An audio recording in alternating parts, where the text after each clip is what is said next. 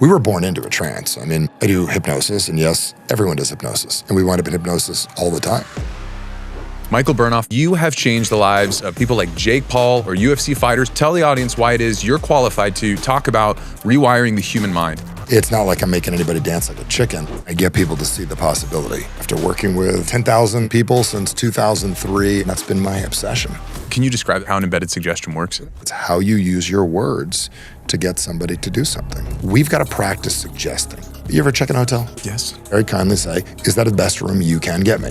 And I probably could talk to one of the managers or one of the leaders, and I just look at them and I go, you're a leader, I bet you can figure it out. It'll break their script. The same technique that you use to create trauma, we can use positive trauma. That doesn't make sense. Once you get it, it becomes addictive. What is a conspiracy theory that you honestly believe in? I'm a firm believer that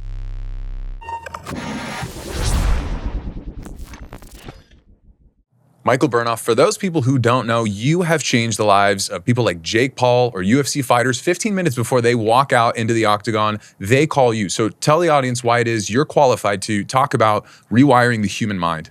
I'd say after working with, 10,000, 15,000 people since 2003 and covering with them anything from how to deal with tough situations, to deal with trauma, to deal with loss, to helping Jake. I was never the guy to help him as he particularly walked in the ring, but prior to boxing, which was even a bigger stage, to take that leap and take that step and literally step up the game. I was there through many of those conversations, mentally and emotionally, to help him with that. And I would say trial and error. I don't know many people that have spent this much time working with human beings that have big goals, big dreams, big things they want. And for some reason, their mind has slowed them down. And that's been my obsession. Because I want to run this study by you, right? There was a study that's pretty famous out of London, which is that neuroscientists scanned the brain of London taxi drivers, guys who memorize 25,000 streets to get licensed. And they found that their hippocampus, as the memory center, was physically larger than average. And it grew with years on the job. So adult brains physically restructure based on what we repeatedly do. So to someone watching this right now, they're convinced they're just built this way or they're too far gone,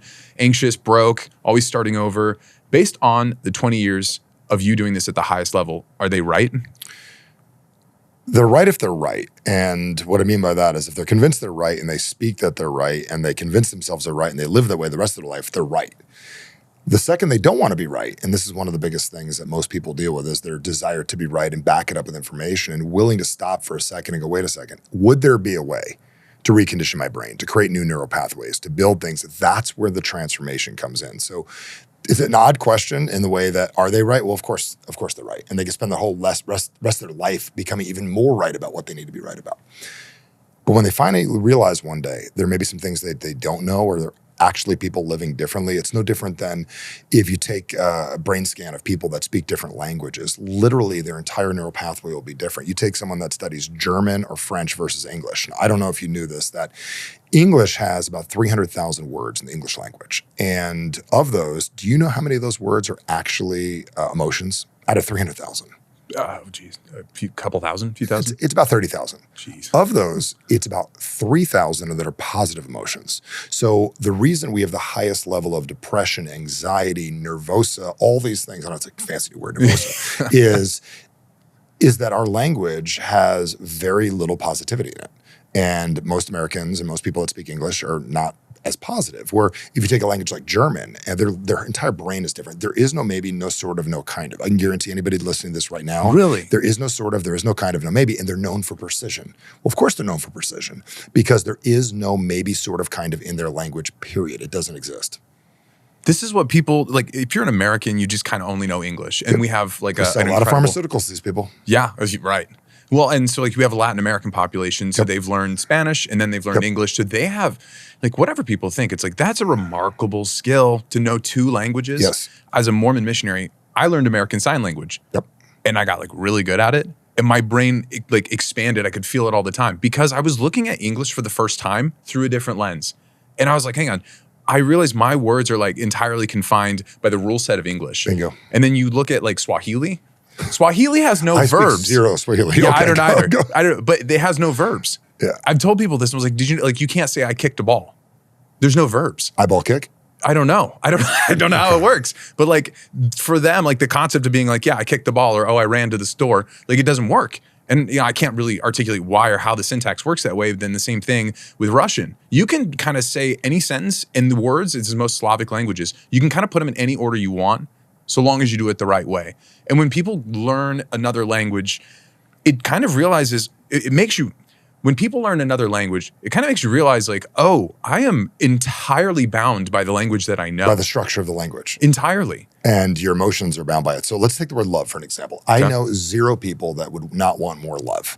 Love for themselves, love for others, love for their kids, love for their dog, love for their church, love for whatever, right? So if you take the word love in English, in order to have more love, how would you grammatically say that? Like you said, I want more love. I want more love. You'd have to say, I want more love. Will you love me more? Yeah. Check this out. To have less love. Unloved, disloved, love less. So you can actually have 50 or 60 different ways to remove love by adding a couple letters. You need to have full sentence structure to take more than. So in order to have more than something and have extra of a positive emotion, you need to build an entire sentence structure. Where if you want to be like hate, like hated, more hated, like it's very, very easy to do. So unloved, disloved, love less, where you can't throw a couple letters on it and make it more. I mean, how would you make love more? Increase love. That's a whole nother word. Takes a little effort. Unloved, disloved, love less. A couple letters allow you to instantaneously make it less than or not have. But to have more, you need to have full sentence structure. So abundance and seeing things bigger, it's not a conspiracy. It's literally based on language. Right. So I went through neurolinguistic programming, which I know you're trained in as well. So like a foundational thing for a lot like Oprah. When did you train that? 5 years ago with William Lamb. William Lamb. Shout out William. Yeah, William. And he had this thing. Feel him here. He's not far. He had this thing that blew my mind. And to this day, my wife and I put a plaque together and we put it on our counter. And the phrase is, don't think about a pink elephant. And it blew my mind. And so he leads with this and he goes, look, if I say don't think about a pink elephant, what is exactly going to happen in your mind? Pink elephant. A pink elephant appears. Yep. And he's like, why is that? He's like, well, because your brain cannot do really anything with the word not or don't or no. And I was like, what do you mean? Like, it's a word I use all the time. And he goes, no, I know. But hear me out. To presuppose something into existence and then trying to cancel it out, it's not how your brain works. So you say, don't think about a pink elephant, the elephant appears. So when you say, I don't want to lose my job, I don't want to get sick, I don't want to be a failure for the rest of my life, the word don't or not like doesn't do anything. And so it's like you have to then be very deliberate, which is where the training came in, changed my life, is you have to find the inverted version of that, which is like, I want to be healthy all the time. I want to succeed and thrive at my business. I want everything to go my way, which almost feels like weird. But then you realize I wasn't doing that. How many times in my language am I every day kind of like raining on my own parade just because it's more comfortable to say, oh, I don't want that, you know? Yeah, it's a natural thing. I mean, you would think we're very clear. We're very clear on our language, and most people are clever. They're not clear, and there's a big difference between clever and want to sound good. Clever is like I'm going to say it in a certain way. You have to be clear. Like there's a website that says stopmydivorce.com. I mean, it's very clear what the thing does. There's no cleverness. Do you know what I'm saying? And where someone would be like, I want to be the divorce advocates. Does that make sense? Clever, clear. And in order to be clear on the things that you want to do, one of the ways that we train people is we tell people don't be late, and they're going to go out of the way to be late. If you'd say be certain to be on time, they may question themselves to be on time, but at least they focus on what they need. You say don't forget, it's going to make somebody forget. We always say remember.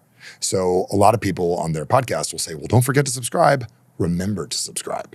If you think of the word remember, remember happens now. Forget is a program that down the road you'll go out of your way to have amnesia.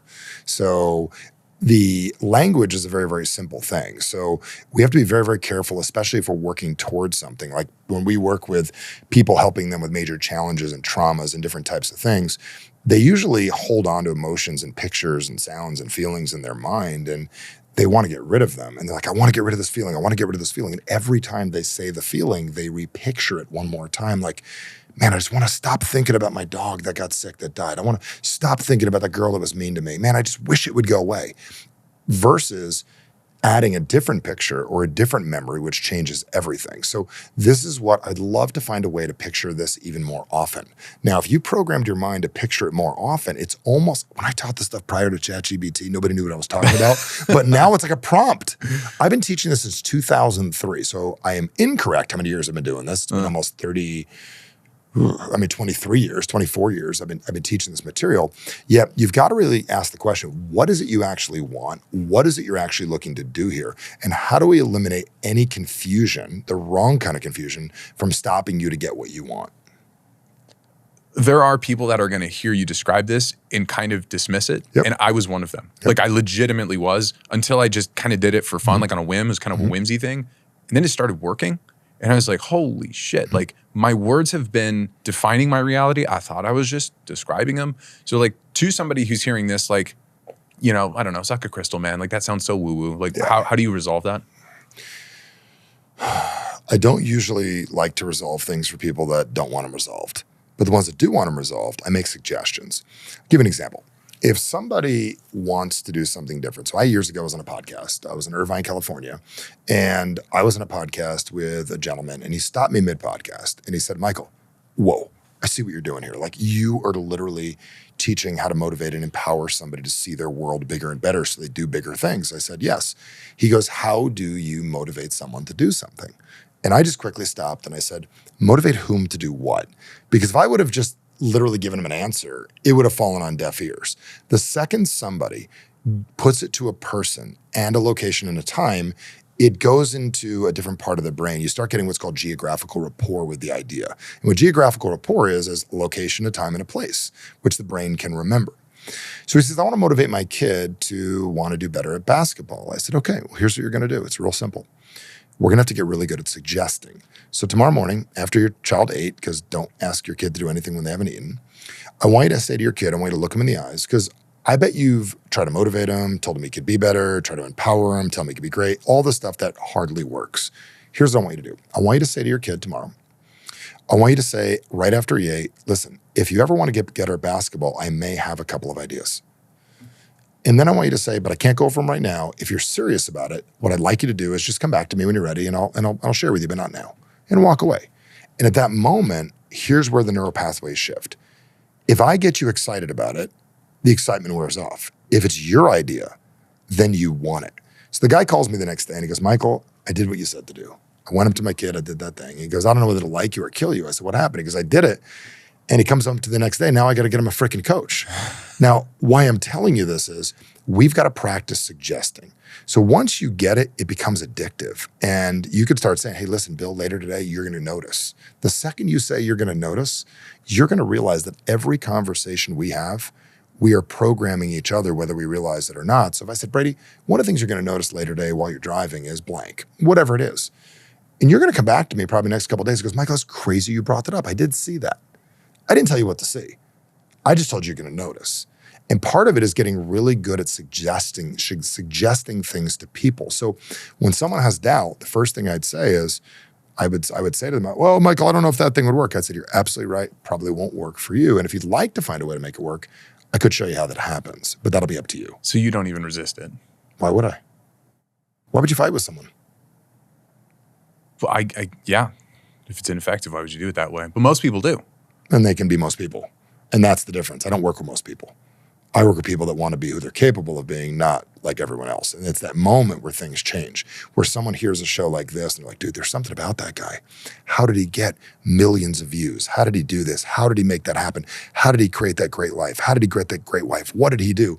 It's when you start asking those questions, you want different. So it's the ability to sort through who's going to use your time and who you're going to use your time with well. And that's one of the ways that you become a magician. So embedded suggestions are also, they kind of feel like magic. Yep. Can you describe that, like how an embedded suggestion works? An embedded suggestion is building a suggestion into something. I'll take it even a step further. It's funny, the single people are like in bed suggestions. We used to make the joke. I've been doing this so long. What's that? In bed. How do I get them in bed, right? The in bed suggestions. But embedded suggestion is putting a suggestion inside of something. So something as simple as this. This is silly, but I check in. You ever check in a hotel? Yes. Okay, so you check in a hotel and you go to people joke about this all the time, but this is not even sales. This is just human empowerment. And when you check in a hotel, you go to the front and you go to the front of the place. They go up and they say, hey, how can I help you? And you say, I'm checking in. And what do they say to you? Okay, great. Do you have a card on file? Do you have a reservation? Reservation and license and what? Credit card. You hand it to them. You go into a trance. They then tell you your room is on the 3rd floor, go to the elevators, you don't pay attention, then hopefully your wife paid attention, and then you find your room. You go into a trance just because you're waiting around or what? Well, you're just in like a focus. They're like, go to this, go to that, and you just stand there, you're barely paying attention. And then like, that's why when you walk away, very few people can find their room. And have you done that before? Yes, that's so They true. draw it on a map and you're like, what the hell? Because you're Where like, am I? you're in a trance of license, credit card, room, pay attention, swipe a credit card. When I check in, it's different. I check in, I said, yes, you can help me. Notice what I said. And yes, you can help me. Okay. That's a help me. Do you see this? Yes, you can help me. I'm already preloading the next thing. Here's my license and credit card. And they say, Mr. Bernoff, I've got you in a nice studio suite. And then I'm very kindly say, great. Is that the best room you can get me? And then I pause. And then they'll nicely say, it's a very nice room. I said, I appreciate that. But is it the best room that you can get me? Well, it's a really nice room. I probably could. I'd have to talk to one of the managers or one of the leaders, and I'd just look at them and go, you're a leader. I bet you can figure it out. And it's amazing how fast they will go out of their way to feel great because you just made them a leader. You suggested they were a leader. They can figure it out. So at the end of the day, the second you say to somebody, you can help me, or customer support people, you say to them, I know there's something, you can do something. And then you just shut your mouth and they will realize they can do something. It'll break their script. You can do something. So you really do this? All the time. So does it work because you're speaking to kind of an identity layer of them? Like you're saying you are a leader. Not like, oh, I'm sure you can make that call, but it's like, no, you're a leader. They are a leader, aren't they? I don't know. They see themselves that way. I mean, yeah, of course, everyone's a leader. So think about this. You're on the phone with a customer support person. They say, nothing I could do about this with Verizon, your bill. I'd say, listen, I appreciate that, but I know there's something. You can do something. And then you shut up. They have to proceed with the suggestion because that's the last prompt given. It's never been said to them before. They don't know what to do. It's like, well, here's what I can probably do. Okay, thank you. I knew you could figure it out. And what's interesting is it's not about a manipulation tactic. It's giving people an alternative, a different suggestion. So when you say you can do something, it's amazing what you can do. So let's go back to motivating people or you can go in the ring tonight. And when you get there, you'll notice a couple of things. It'll be you and another fighter. And when you stand in that ring, see, you can either walk in or you can make things mean things. See, a lot of times we mean, I'm in the ring, I'm ready to fight. Or when you step in the ring, your right foot in front of your left foot, you'll take a deep breath, which they're gonna do. And as the second you do that, you'll feel a confidence take over your body. The confidence will begin to grow and you'll begin to notice that all the training that you've had up till now is allowing you to easily and simply do your objective and doing what you need to do. You've had this fight 1,000 times. You're just gonna get through it and you can already picture yourself in the locker room afterwards, taking a shower and realizing how well it went. But it's gonna take you walking in the ring to build that confidence. The second you start to talk this way to people, it isn't anything anyone can't do. We can send our kids to school this way. We can send ourselves to bed this way. It is basically learning to speak in suggestions instead of speaking in statements. Statements do nothing, suggestions lead, and statements do nothing. Okay, why does this work?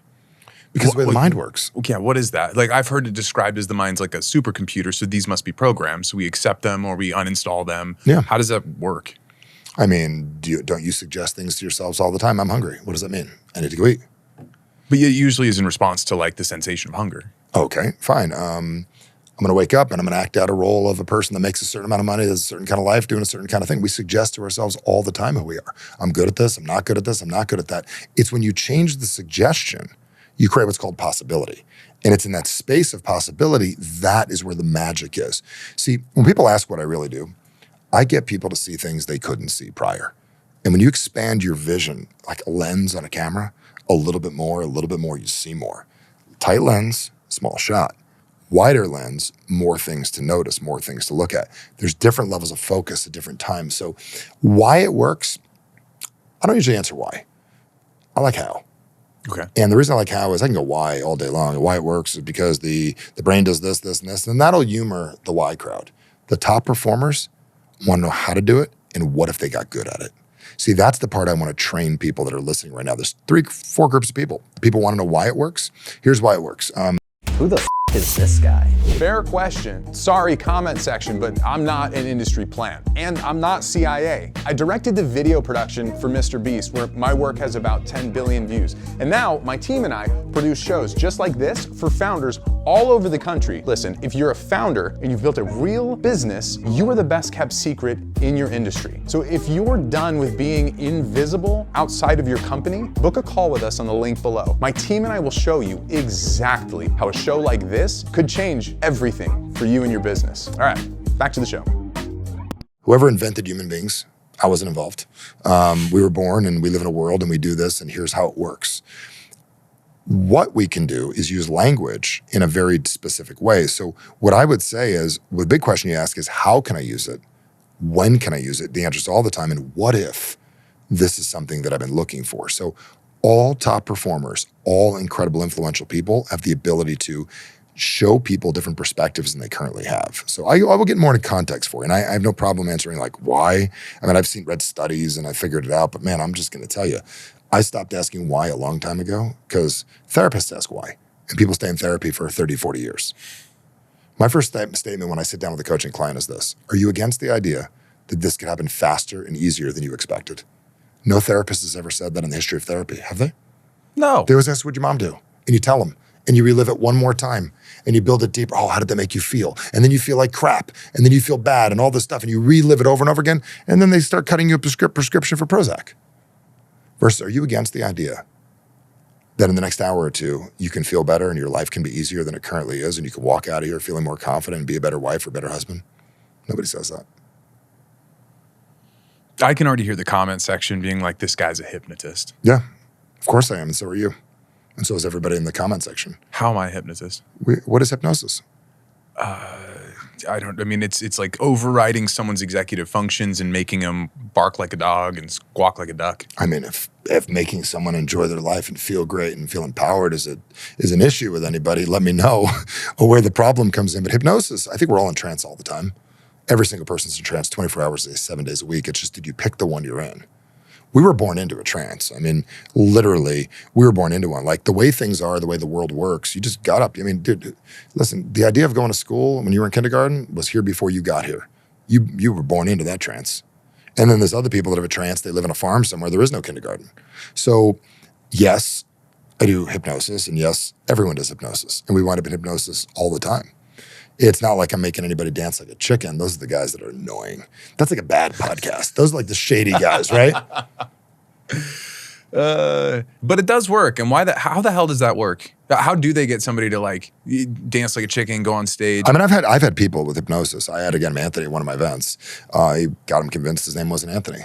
You convinced a guy that his name was not his name. Dude, I've had people forget who their kids are. And the funny thing is, if you get someone to not remember their name, and I said, it's just a simple suggestion, because all hypnosis is massive amounts of self-respect and love is the only way to do it. You cannot, people think you can overpower a person and like, I'm going to walk up and hypnotize you.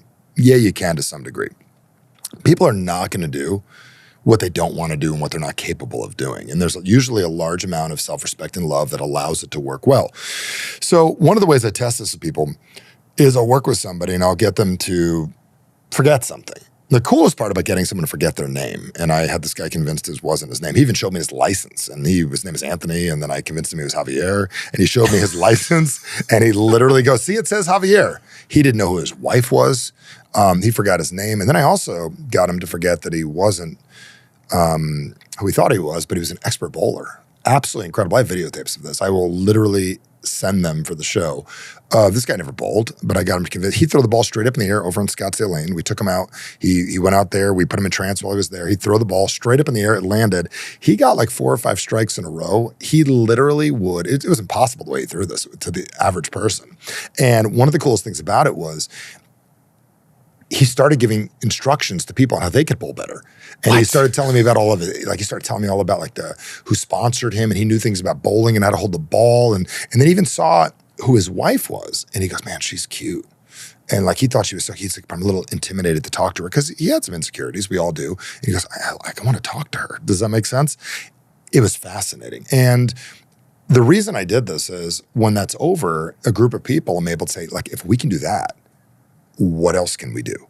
And if you can get someone to forget their name, they can also forget being abused.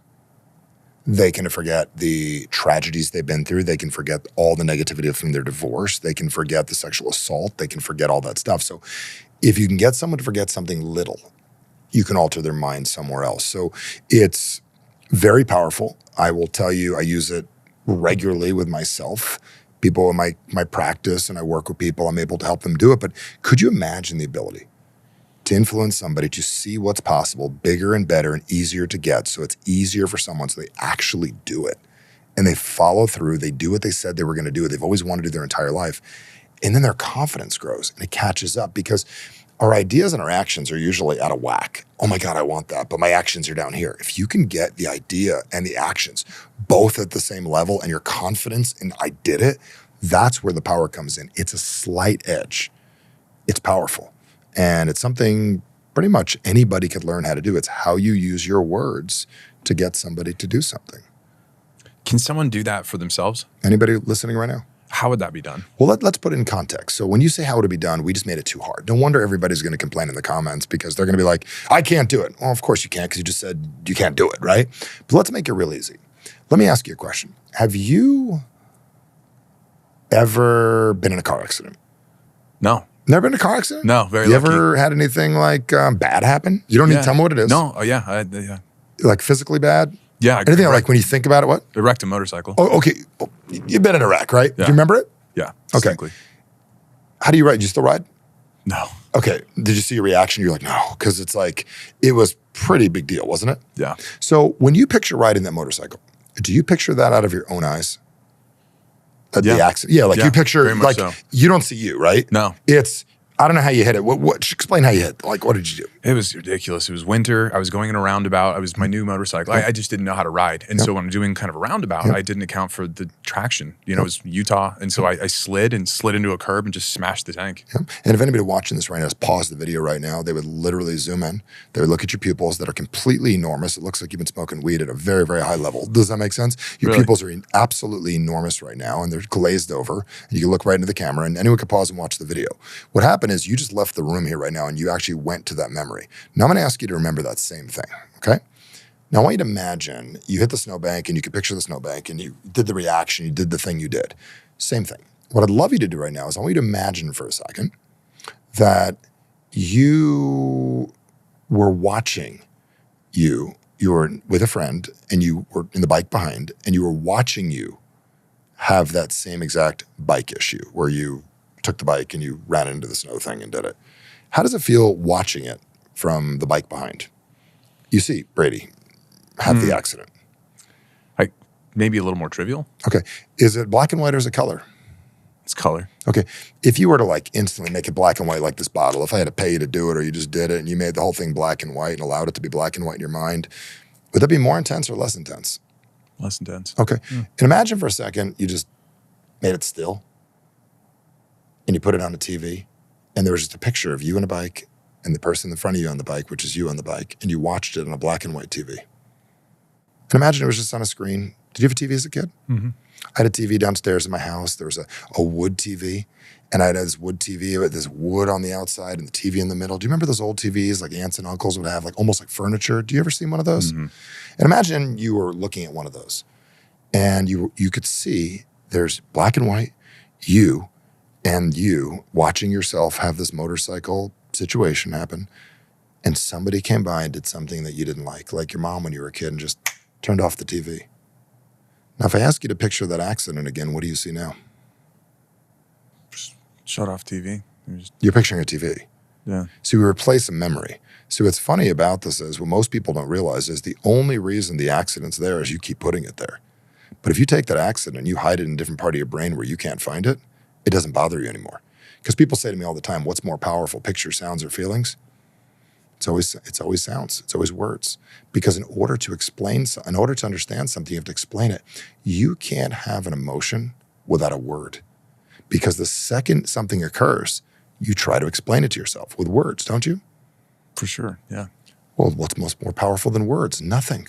See, you run into something, he made me feel that way. Well, I just felt upset, or I felt bothered, or I don't know what to do. I felt depressed. Until a word is applied to an emotion, it has no power. The second you apply a word, the word changes the actual feeling. So when I bring this up right now is this is what most people have never been educated how to do. We take stupid classes in school on stupid subjects about stupid things that we think are important, but very few people have learned how to use their mind in the way that make them allow themselves to get the things they want. This is where our magic comes in. We get people to use their minds to see things that are already there, allow them to see in a way that serves them better. So is that why if you buy a car, you start seeing the car everywhere? Everywhere. Reticular activating system. You'll see the car everywhere because Tell us about the RAS. Yeah. So what happens is, and it's partly suggestion. Part of it is, God, I love this car. Well, dude, your mind's going to go find it more because you love it. Have you ever said you love something? Yeah. You know what wants you to love something? Marketing companies. They want to trigger your reticular activating system. So you're like, I love this show. I love this channel. I love this thing. And immediately you start thinking about it, obsessing it, because you attach oxytocin, which is the love chemical, or serotonin, which is the neurotransmitter that actually allows you to feel good for the decisions you've made. You attach both of those things to something you want. So the way the reticular activating system works is the second something is important to you, you begin to notice it. When it's not important to you, you don't notice it. Most people wanting what they want is important to them. Having it has never been important. The wanting of it is what's Wanting important. is never going to get you anywhere. Having is a whole different story. Want is a whole different chemical. I want that cereal. Having the cereal is very different. I want to win the Super Bowl. I want to. Having won is very different than wanting to win. So is that kind of like the Olympian gold medal like issue where they get the gold medal and then they, what is it? It's like the They get Olympian depressed. depression? Yeah. Yeah. So same thing? Yeah, because they don't want to live a great life afterwards. They just want to achieve the one thing. They stop short of what they're capable of. Do you think people everywhere do that in their own lives? I wrote a book called Average Sucks because most people live an average life instead of the life they want. They live the life that is their average instead of what their capacity is. See, we could talk about hypnosis all day. I'm more concerned about the hypnosis we're all in that we don't realize we're in. We got a world full of people that are watching social media right now that are obsessed by being like other people. How about give it a shot being fully yourself? I had a guy say to me years ago, he goes, how tall are you? And I go, I thought I was 6'6". I'm 6'7" now. But I realized I grew. 6'7". I know, it's so funny. But I'm 6'7". And I said I was 6'6". He goes, when are you going to start acting like it? I go, what do you mean? He goes, you act 5'5". He goes, that'd be fine if you were 5'5". But if you're 6'6", you should act 6'6". If you're 4'2", you should act 4'2". So wouldn't it be more powerful for human beings to take the time to be who they're capable of being, all instead of trying to be the next Gary Vee or be the next Dr. Phil or be the next Oprah Winfrey or be the next Trump or be the next Elon Musk or be the next, I don't know, whoever it is, Martin Luther King, what I could just name on and on. If people would actually grow into who they're capable of being, but it's so much easier to spot other people and wonder why we can't do it because you're trying to be someone else and you'll never be them. That's the problem. If you were to, so somebody hires you and says, help me figure out how to be myself. That just seems kind of this nebulous issue because I mean, you I can wouldn't work with someone that would say that because there's no context to that. But yes, I know what you mean. You mean like there's something I want, help me get it. Is that correct? Well, no, or like I'm trying to inventorize what are the heuristics that make me me. Mm-hmm. If I go, hey, I'm trying to be more like Elon Musk. I'm trying to be more like Mr. Beast or whatever. Like with this show, I held off on it for years. Yep. Because I was like, oh, I've got to make it more like the All In podcast or like Friedman or whatever. That was a trance. How do you mean? You were in a trance. You were in a trance that it had to be a certain way. There was something you thought that had to be that way. There was a program and a pattern that you thought had to be, correct? Yeah. Yeah. It was because it worked. Yeah. Because I worked for other people. I was like, okay, I got to do something like this and borrow a little bit of that. Mm-hmm. So if someone is trying to construct their identity from the ground up without borrowing from this or trying to emulate that, like you how can do they do that. But you're borrowing and emulating. You have to realize you need to do you. Because the second you're being like someone else, you're already incongruent. The second you're you, because we've got to accept your power is you. See, the reason my material works so well is when you're you, it's easy. When you try to be me, it's very hard. You can emulate for a minute, but then you need to adopt and adapt. So what was the strategy you got to actually get the show off the ground? Because you're doing great. I mean, in part, it was because my wife is just like, look, like you have all these fascinating conversations. You research all this stuff. Like you just need to, let's just get somebody in front of you. Let's just film it, see how it goes. Yep. So a lot of it was just her just being like, come on, like, let's just do it. So the wife syndrome. Yeah. Okay. I mean, a little bit, I've been thinking about it for years. I've made content off and on, but what I realized is I was going to try and fit some mold.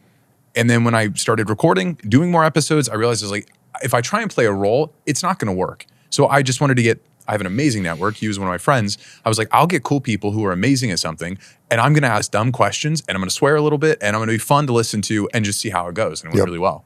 So there's two different types of people. There's people that are totally okay with the idea of this following the other people. They don't need their own personality. They're just literally like a tacticianer. Like they will literally follow the rules. There's no emotional attachment. There's no passion to it. And it's fine. Like I know a lot of people that will literally follow frameworks and study things. And I sometimes envious of these people because they actually don't get emotionally attached to anything. It's like it's like business owners that just, they build something, they sell it, they build something, they sell it. That's not you. So the challenge is you did need to build something that fit for you because you would be incongruent trying to be like that. So the issue wasn't borrowing the material. The issue was who you are. You do need to make it your own so it feels right. Where other people don't need to make it their own and they're just totally cool with just doing what they do. Two different kinds of people. Have you seen the movie Everything Everywhere All at Once? The multiverse is fascinating because I truly believe in all that stuff. Because how does that reconcile? Like string theory? I mean, it's like we're trying I believe that there's different versions of our lives that could exist based on different decisions. Because where do the people go? Like, okay, so where is that person that you ran into when you were 5 and you waved at? And like, where's that person now? No idea. And what is their imagery of you in their world? Now let's get into that. So you waved at somebody, you made a difference in their life. They always remember you, but they don't even know your name. And they built an entire model of who you are, even though you're not in their life. You built another model of you that actually exists over there in their mind, even though you live over here. I can say it again slowly. Yeah. You go into a store. You say something. You pull out a gun and you hold up a store. Yeah. You would never do it. I would never do it either. You hold up a store. You leave, there's a person there with their kid, they freak out the rest of their life. They've got a picture of you, of who you are and what you do. You then turn your life and you do something different. They still held a picture of you as this criminal or this bad person. Let's say you turned your life around, get arrested, blah, blah, blah. Where I'm going with that is in the mind of somebody else is another version of you that lives, that like ex-girlfriends, ex-boyfriends, ex-things. We live in other people's lives and other people's realities based different than our actual reality. A hologram of us living when they encountered us at the time. Dude, you have people inside your mind that are not who you say they are inside of your mind. You're right. And I never thought about that till now. This is not like a long subject I've had. It's just guys like you bring things like this out of me to talk about. So thank you. Thank you. But think about that. Like there's somebody that you haven't spoken to since high school that sees you a certain way, that hasn't caught up with you in years, that has you in an idea in their mind that lives there a certain way. And they might even talk about you to someone else and they'll build a third version of you. I saw that happen actually a year ago. I used to work in pest control, like door to door. That's how I paid for school. Really? Yeah. Which company? It was called Edge out in Utah. So I did it for 5 years. You door-to-door people in Utah are so good. When you're a Mormon missionary, you're used to rejection. And so you go and do it for money, not for the Lord. So Sam gets all those people up there. So I met this guy. He was working for a different company. He helped me out through one thing or another. Years go by. I then go and work for Tanner Fox. I work for Mr. Beast. And then I move to Arizona, build our company here. And I meet up with him because I knew he's living here. And I hadn't seen this guy legitimately since before the YouTube thing happened, all of that. So it's been like 8 years. We meet up for lunch and he looks at me and goes, "Did you get taller?" And I was like, "No, just been 6'2" my whole life." But what had happened was I became more aware of my posture and who I was. Before, I always played small. And so I just kind of carried myself in that way. And then over the course of like these really cool channels I got to go through, and then the training with neurolinguistic programming, William, meeting you, like having this really amazing network, I physically carried myself differently. So the hologram that he had of me did not match up with the person who was in front of him. And he literally he was like shocked. He just was like, "I don't even like know who you are." And it was such an illustrative moment for me. Like we carry versions of people we've met in our minds and they just like don't get an update. There's no patch update. There's no software update. We just kind of hold them like that forever. And so when people say, "Oh, I don't think people can change," it's like, it's probably just didn't get the update. We don't allow them to change. So like there'd be someone like, "Oh man, that girl in high school, man, she was so good looking." And you might see her, she don't look good anymore. Does that make sense? At all. She don't look good at all anymore, right? But there's still that feeling you had from back then that's associated with it. And you might compromise your values based on old thinking. So a lot of it is associations and filing in the mind. So the majority of us have never learned how to file. Like, why are we learning math in school? We should learn like memory filing, how we stack things, how the mind works. So like we file information in our mind, like, "I love that, I want that, that's important." We don't even realize we do this 24 hours a day, 7 days a week. We say really smart things and really dumb things. Like Starbucks is happy. We love Starbucks. And that's why you drive into you should drive by that shit. You should not be driving in. At $7, $8 a coffee, what the hell are people doing? Get rich. No wonder people are broke. Do you know what I'm saying? So what I'm getting at is we make statements and we file information inside of our minds that things matter. And the way it's just so literal, our mind, there's no moral, it's a moral compass. There's no, if we tell it it's true, it's true. And it designs a model of this is important, this is not important, remember this, don't remember that. And we had no idea we did that. Well, so that makes me think of, so have you seen the movie Everything Everywhere All at Once? No, but that's a lot of absolutes. It has to do with this multiverse theory. And what it does is it shows this one character, and she owns a laundromat. And she's an immigrant. I think she's an immigrant from China. And her husband are just trying to get the laundromat working. And they're stressed with taxes, and they have to go into the IRS building. And the IRS lady's giving her a hard time. And it's just like, it depicts this life that she just doesn't love. And it's brutal and it's hard. And she steps, I think, into a back room, comes across some sort of technology or a portal. Anyways, what it lets her do is tap in to a parallel timeline of her life where she lived her life to the fullest. Yep. So in one timeline, she's a martial arts, like a Jackie Chan. In another one, she's like the most famous singer in the world. In another one, she's a movie star. In another one, she has like combat military skills. And so all of these other timelines have like, I think, villains or characters that somehow start pouring into it. Now she's like in a combat martial arts fight with the IRS lady. And so one of the through lines in this movie is she goes, why is it that I'm able to tap into all these other timelines? And because out of the millions or billions of outcomes that your life could have had, you are living the one that is the least fulfilled. That's powerful. It's like she's not able to like capitalize on all the things she could have been. And she's able to peer into these other timelines. Look at that. Like, I'm on the red carpet. Look at that. I'm a martial arts master. And it's like, you chose through a series of compounding choices day over day over day to not be the most incredible version of you. And no one made you do it. The only one that did was you. That is what I do. And I get people to see the possibility of what's possible. Not just see it, not just talk about it, see themselves actually doing it. Because the same thing that we talked about with the motorcycle accident, the same technique that used to create trauma, we can use positive trauma. See, positive trauma? You never heard of it your whole life, No, have you? what the hell is positive trauma? That doesn't make sense. Who said trauma's a bad thing?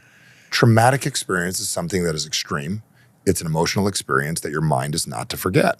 So let's talk about trauma for a minute. Let's just pull the therapy model out of it. Let's just talk what it is. It's a traumatic experience, something that shocks you. So there's two ways to change our lives. One is repetition. Takes freaking forever. Number two is a peak emotional experience, something that goes, whoa. Because the way the mind works is very, very simple. I mean, there's the skull, the brain, which you never should see your brain. I don't think anyone should ever see their brain. It's the skull. Like if you saw it in front of you, you're dead, right? Definitely, okay. Yeah. But your mind runs on a very simple function. It's meant to keep your identity alive, what you think is the most important thing alive, and to look for things that give you what's called advantages. I love this. My mind is always looking for advantages. Give me what I want. I said, man, I love this thing. I want it. I make it happen. I seek it. I want it. I think. And you'll do that, except for the other function is the avoid function. Avoid anything that's mildly uncomfortable. So the challenge is, this is where life gets really tricky. We make statements like, this is great. Or we make statements that are so stupid, like, my wedding is the best day of my life. The second you say the wedding is the greatest day of your life, what the hell are you going to do with the rest of your life? Probably not let any of them be good days. You could say, up till now, this has been one of the best days of my life. Because you're not going to have a $20,000 open bar every day of the week. You're not going to have a $10,000 this, $5,000 this. You got married. You know what I'm saying? You can't do that every day. So you're putting the pressure on you. You need to say, up until now, it's been one of the best days of my life. But moving forward, I'm going to find something else. We make statements like, this is great. I love this. I never want this to end. And in that peak state, positive trauma, we make a statement for ourselves like, God, I love this. This is like the best. I never want this to end. With a beer in your hand, a $6 worth of a six-pack, cheap beer. Never want it to end, and you wind up in glory days like a Bruce Springsteen song 40 years later talking about the glory days at the bar because you said you never wanted it to end. And you thought it was just words, but the words are what program everything that we do in our lives. So the reason we play small versions of ourselves is we program ourselves to do it. We don't mean to. It's not like we went out of our way to be unfulfilled. It's not a conspiracy. It's simple math. We told ourselves something 3 or 4 times, and we believe it's true, and we act it out. We say we like it, and we continue, and it's comfortable. But the scariest thing in the world is to admit this. You know what? I know I'm capable of more, and I've actually my entire life up till now has been a lie. Say that one more time. Most people, their biggest issue is to admit everything up till now. My life is good. I know I'm capable of more, which means I haven't actually done it. And in order for me to become more, I have to admit I've been lying all these years. It's a lie. If I say, listen, I'm a teacher. For 30 freaking years, I'm a school teacher. And then I decide I'm going to be a podcast entrepreneur, right? I'm going to go out and do it. I got to go back to all these people I have relationships with and tell them I was wrong. And if you were talked about Chase Hughes earlier, Chase would say, defying the community, defying the group, okay? I'm going to text him after this, tell him I was talking about him. And defying the group is a very scary thing. This is why people, why the Nazis had control. This is why, now all these people had control over the people. Red Army. The Red Army could do things because you were scared to defy the group, not even for your own sake. The Soviets. It's crazy. So in order for someone to live their most fulfilling life, they need to admit that what they're doing is not good enough yet, which is one of the most painful things in the world. And the way the mind works, you don't want to feel pain, so I'll just settle for where I'm at. So is that like the crabs in the bucket theory then? Yeah. If you're going with the Jordan Peterson thing, I've read that in his book, I believe. So why is it that people do that? Like, why is it that people get so, I mean, it's because they get threatened that somebody else is changing and they might be changing for the better and they themselves. Lack of education. It's not because they're just like, I'm not ready to make a change. You shouldn't make that change. They don't believe they can. They don't believe that they can, but they're watching someone else do So it. let me ask you this. I'm a big hockey guy. It is amazing how many brothers both make the NHL. Really? It's fascinating. Yeah, because if your brother did it, you can do it. But if no one around you is doing it and it's not comfortable, the people doing it are a threat to you, it's challenging. So if you lived in a world where everything was possible, like I take Jack Hughes, who scored the golden goal for the U.S. Olympic team, and his brother got the one the night before, and then he got the one the next day. They both got the overtime winners. They first understand mind control, and that's one thing I'll talk about Mike Tyson after this, and his mind control hypnosis is fascinating. And the mom got a gold medal. Jack and his brother got a gold medal, and the dad was a professional hockey player. There was no other option. Everyone in their world, that was their normalization. So when Mike Tyson, people say Mike Tyson, they go, and I studied, his book is incredible. And it's not about what you think it is, The Undisputed Truth. It's a book about hypnosis. People don't know this. So what happened is Mike Tyson was under a trance. Well, I did, he's a jerk, bit off an ear, did drugs, of course you do. When your mom turns tricks next to you in bed, when you're a young kid and you sleep next to her and your mom's a hooker and she's turning tricks in the apartment next to you, you're probably going to bite a few ears. Does that make sense? That happened. You're gonna, it's a crazy story. But then he gets arrested. He's robbing houses. He goes to jail. A guy named Customato takes him under his wing. He convinces him he was a descendant of a Greek god, like a Spartan. He goes, really? He never thought of this his whole life. And he got him to start studying hypnosis. He got him to read this book called Autosuggestion, an archery book, and he convinced him in trance his only idea was to do his job, to do what he needed to do. It's all in there in the Undisputed Truth, the entire book. He explains that Customato was one of the greatest trainers and boxing coaches in the world. He was master hypnotist. And it's not like he's going, you're going to hypnotize you. He would just convince this man that he was more than he thought he was. See, when you can get a human being to believe they're more than they think they are, they'll do anything. That's the power. So that's just a layer of self-limiting beliefs that we impose on ourselves over and over. I read the weirdest comment.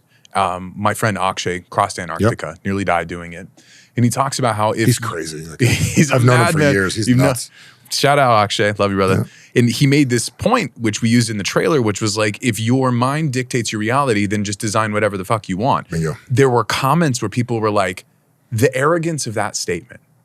They were threatened by this. They were like offended. They're like, how dare you think that you can just dictate and shape your thoughts and improve yourself in your own reality? And for me, it's like super obvious because I have seen the fruits of doing this. There's no ego attached to it. I'm just like, dude, like this is chemically how the brain works. We're filtering information in real time. If you choose where you point that filter, things will get better. It's like really obvious to me. And so in my naivety, assume maybe it is for everybody, but it's not.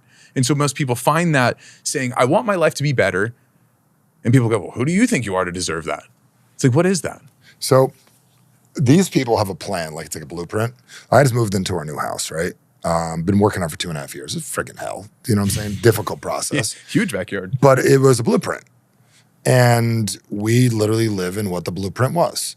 Most people's blueprint, you probably wouldn't want. Do you know what I'm saying? And so if you take a look at what you're saying, like why do people fight that? Because the answer is obvious. The mind is very, very powerful. And once they accepted that the mind was super powerful, then they'd actually have to do something.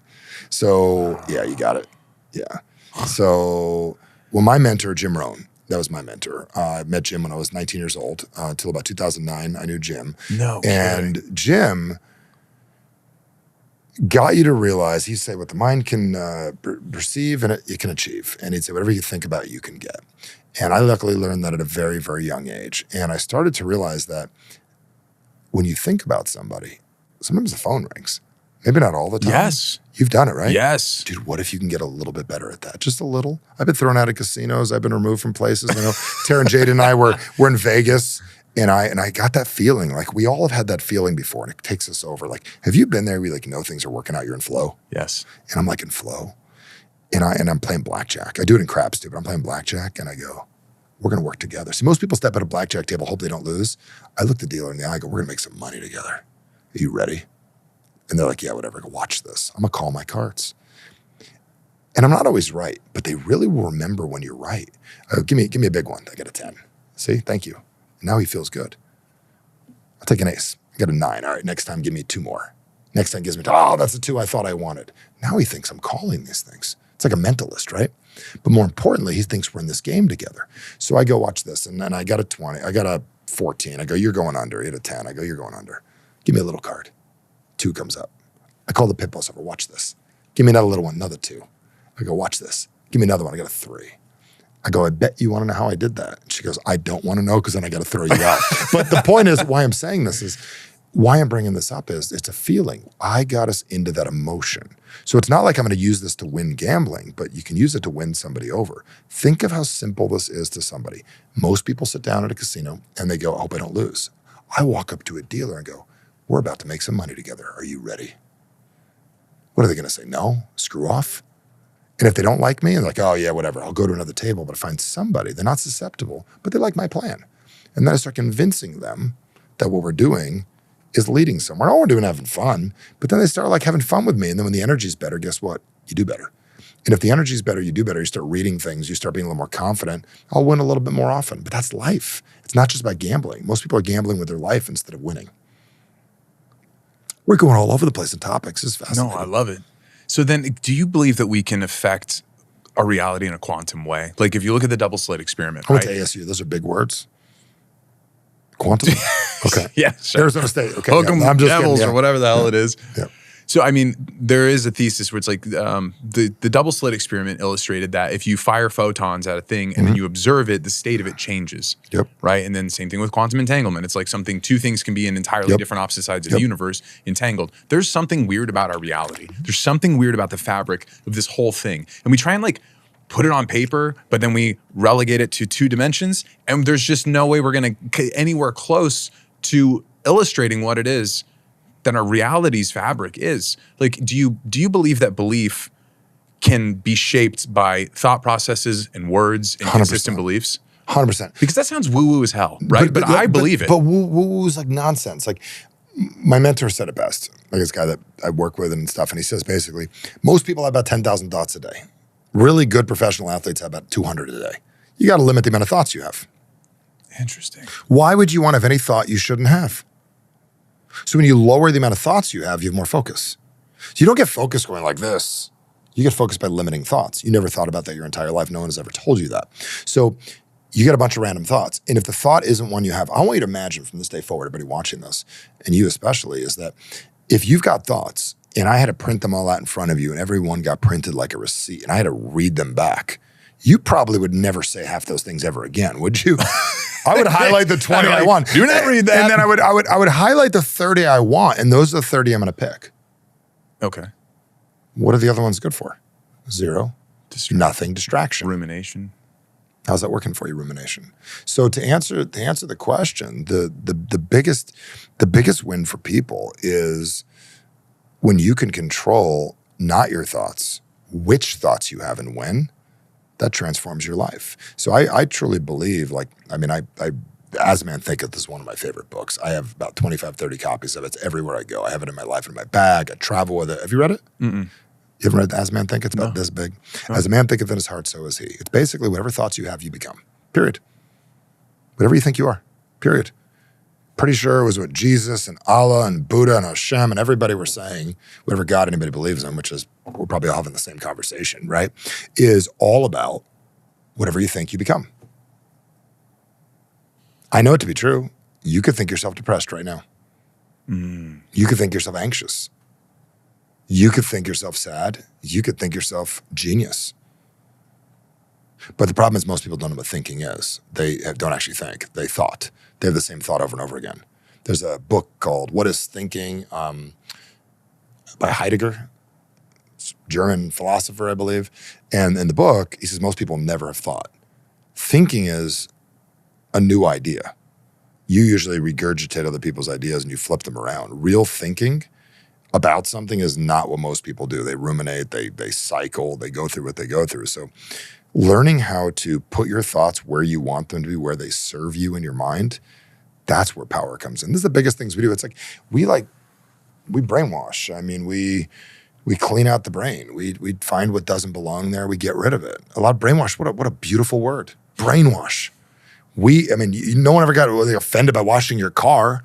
Get the bird shit off. If you got bird shit in your brain, you should get rid of it, right? What are you gonna leave bird shit there? So we gotta clean that thing. Gotta scrub it.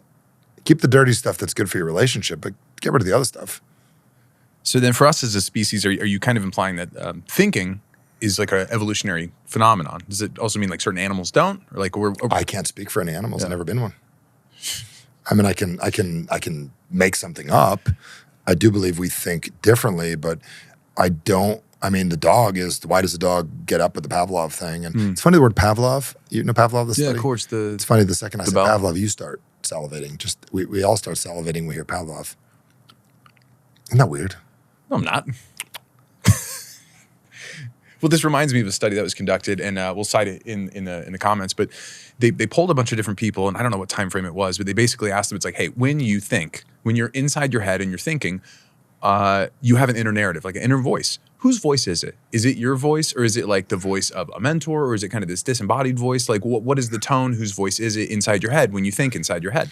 And the survey, came back, and a lot of people said, oh yeah, it's my own voice.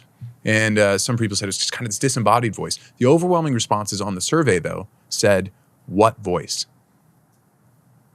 And it was people that crazy. It was insane. And they were like, that is not the response that they expected on the survey. And it's like a lot of people, and this is going to get people mad again, but it's like a lot of people don't spend a lot of time in reflection and introspection. I don't know if it's a generational thing. I don't know if being around technology has accelerated the neurons in our brains. So we're firing more, so we're ruminating more, we're thinking in our head more. But there is potentially generations that didn't spend a lot of time in thought, or people who were so busy in their lives, or the environment around them didn't allow them to maybe evolve or transcend, or even find the need to spend a lot of time in deep reflection. That's not a commentator.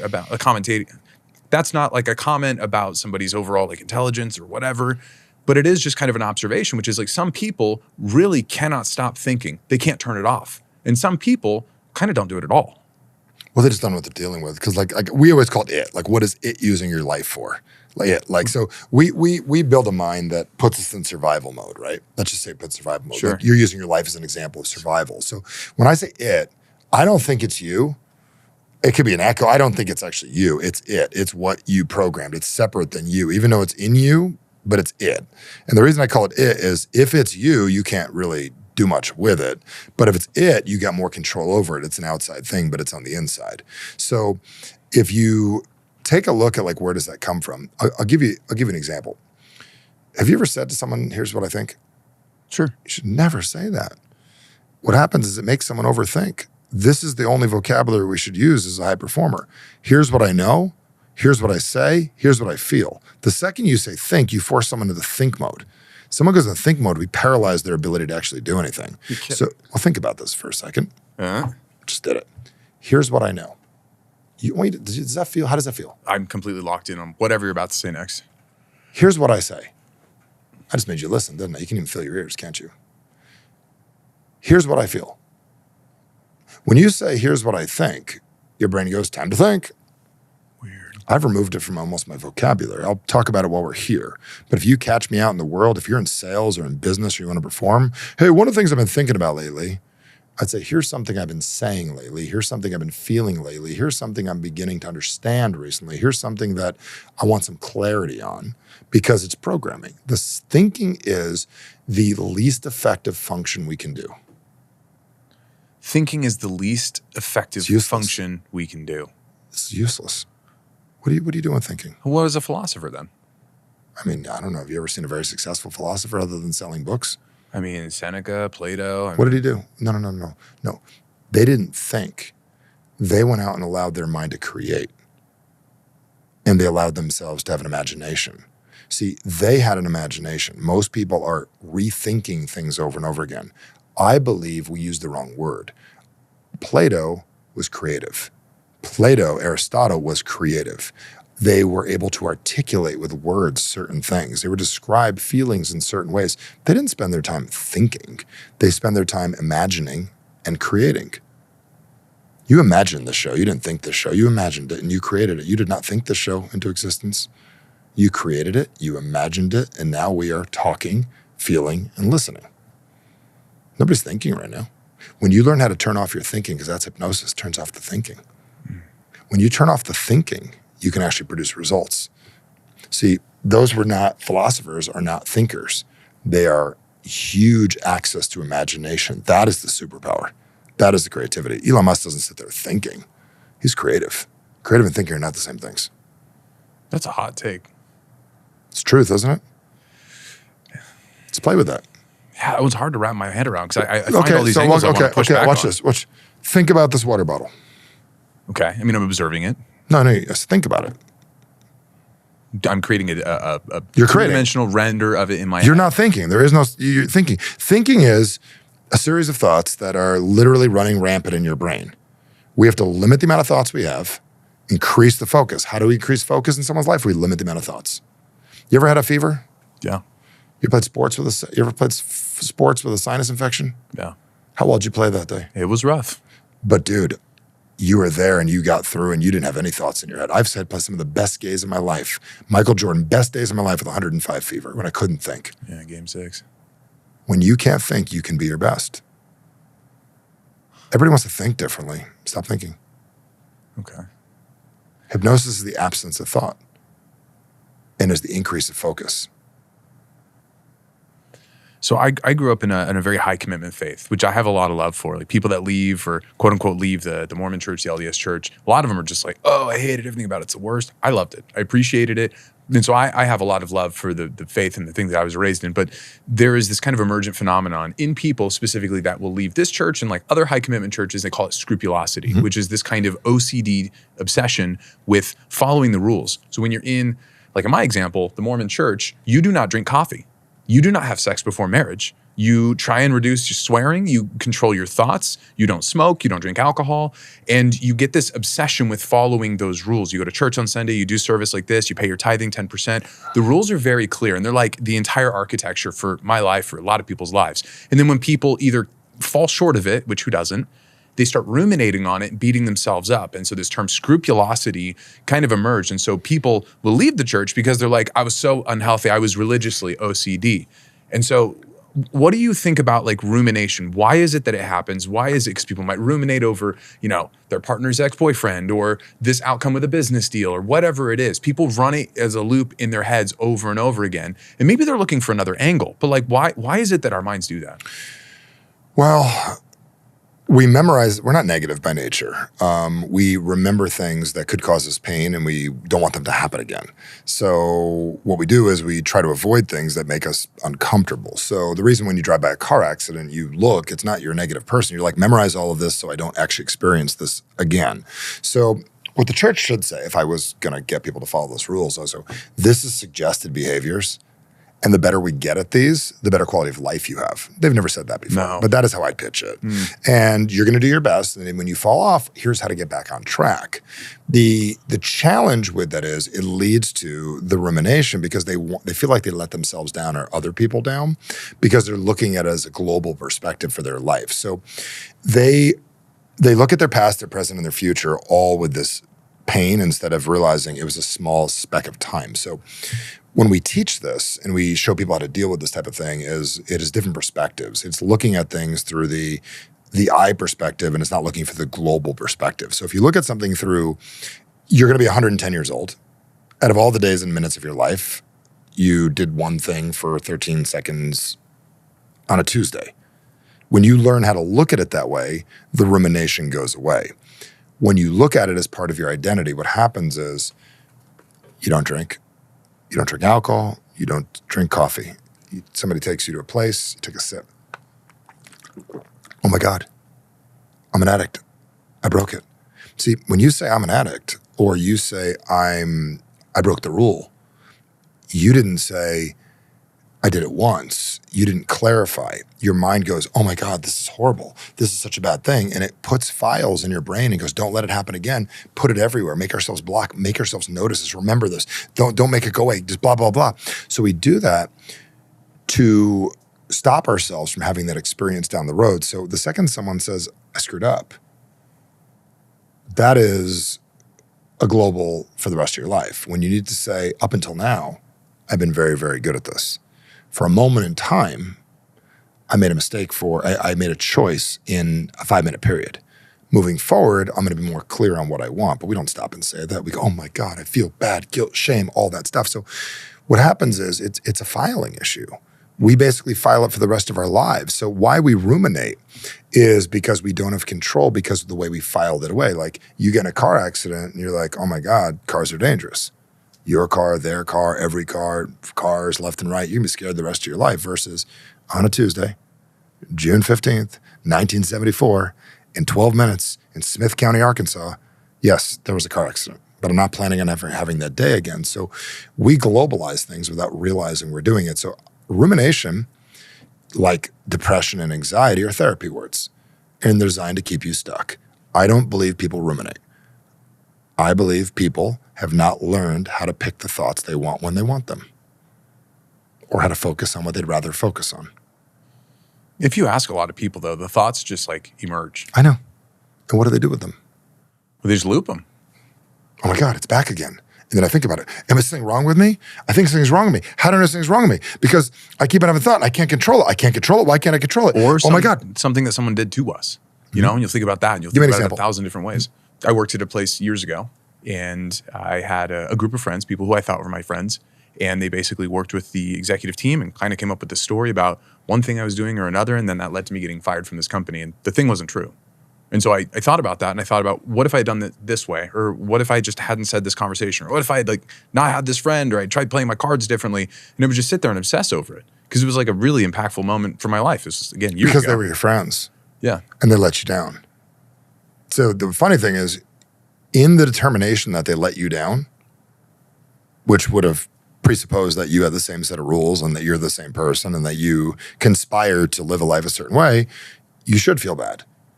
Alternatively, there's a group of people that allowed you to know finally who they were, which you never looked at it that way. Different language, isn't it?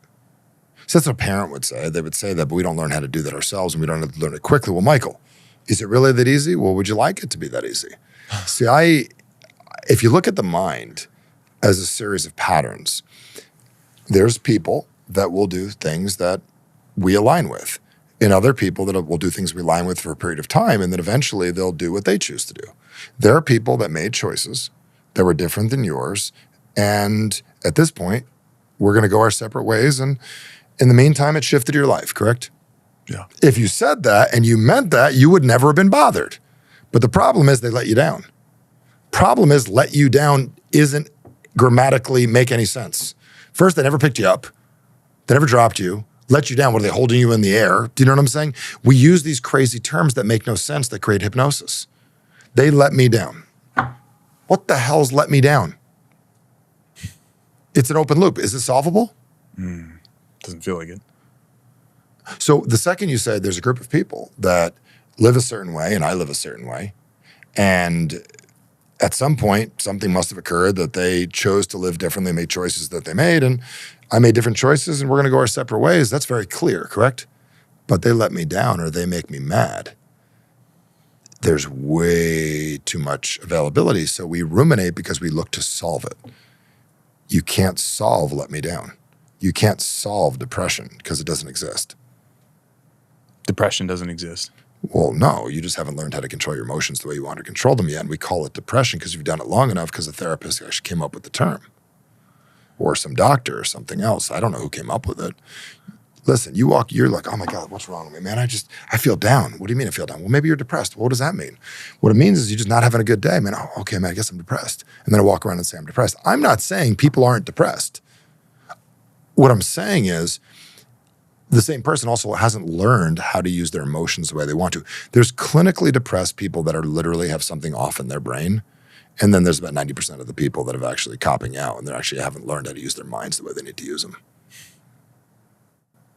And that's the sad thing. Because think about it. I mean, how many classes did you take up on how to deal with a difficult conversation with somebody I love 101? How many times did you take the class? Approximately 0. I remember in school, I mean, did anyone teach you how to be successful? Hell no. Did anyone teach you like you can be anybody you want to be? Oh, No. your first day at kindergarten, did they walk you in and say, hey, what kind of life do you want? No. They told you who to be. And they told you how to act. They told you who to be, right? And then what happened was they tell you who to be, and then instantaneously, within a few years, they start saying, tomorrow there's a test. And you go to the test. And nobody ever taught you how to memorize. Nobody ever taught you to take a test or deal with the pressure in a quiet room and all by yourself, alone with your own voice and memorizing something you never memorized. And then we're judged and our confidence all gets built on how well we take tests. And we're told who's smart and who's not based on something they never taught us how to do. Right. But imagine we would have learned. See, if they really wanted us to learn how to be good at tests, we would have taken a year on memorization. We would have taken a year on how to use our minds, how to do well in a quiet room. Navy SEALs would have been taught this way. They're taught this way. That's why they're really good at memorizing things. They didn't teach us how to memorize. They just wanted to figure out who's good and who wasn't, and they told us who was and wasn't. We built our confidence, self-esteem, and created all kinds of insecurities out of actually not teaching us what it is we needed to know. No wonder people are insecure. Nobody actually taught them how to live right. So going back to the topic of how our words define things, one I've learned recently, and I'd love for you to elaborate on this, is if I describe something and I go, man, that made me angry, in a time sense, in like an English linguistic sense, I am now describing myself, my identity, as angry. Yeah. And so it's almost like I am just, the anger is an elephant and I'm strapped to it and I got no say in the whole dang thing, right? Whereas if I say, I'm experiencing the feeling of anger, now I'm emotionally separating myself from the feeling of anger. And then if I were to go a step further and say, up until now, or in the past, I was feeling the feeling of anger. I was experiencing the feeling of anger. It feels like this like obnoxious way to try and just like, I don't know, come off as like holier than thou, but it does work. And the more I do it, and by the way, I don't do this perfectly, like at all. And my wife and I try and catch each other on this. We're like, hey, are you angry or are you experiencing the feeling of anger? Or up until this moment, were you feeling the feeling of anger? And it feels obnoxious to like break check somebody else and do that. Or you shouldn't break check anybody. Okay. We shouldn't be coaching anybody at all in the world. Unless they paid you money, stop coaching people. Well, but we both like agree To each other, this. yes. But if you're on a Tuesday afternoon and you're sitting there at a coffee shop and you start doing this to the guy next to you, you're an asshole. Do you know what I'm saying? Like unless they're paying you $100,000 or $50,000 or $30,000, keep your mouth shut. Yeah. Inspire them, empower them, but don't go coach them. It's a choice. I mean, keep going. I'm hearing what you're saying. I know how it works. I don't think I'm very good at explaining why it doing is great. that it does work. Which is like you're verbally, linguistically separating yourself from the emotion. It's no longer my identity. It's just something that in the past, now I'm putting it in past tense. It's because the unconscious mind responds to that sort of coaching, right? That direction.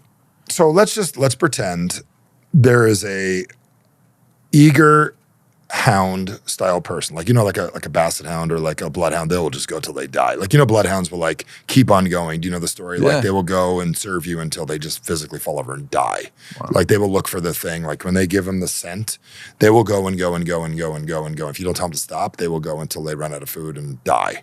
That's how good a bloodhound is. So you got like a bloodhound in your mind. And when you say I'm angry, and let's say you said nothing else for the rest of your life, your mind's like, okay, he's angry. Let's start at day one, and I want to spray every file of every memory and every thought he ever had and remind him he's angry because he just said he's angry. So the second you say I'm angry, we start spraying our past, our present, our future to remind us we're angry because that's what we told ourselves. But let's say 3 seconds later you said, but I love to drink. Then you go back and go, okay, he loves to drink. Now the mind gets a little confused. And then eventually when I'm angry, I like to drink. And then we put those things together and our mind gets confused. So the confused mind does know what to do. You can't say it doesn't know what to do. It does know what to do. It's just actually confused at that moment. So when you make a statement that says up until now, the mind goes, wait, I better pay attention to this because we're about to have a new thought. We're about to have a new idea. When you say up until now, we get fresh. When you say I am, it's permanent.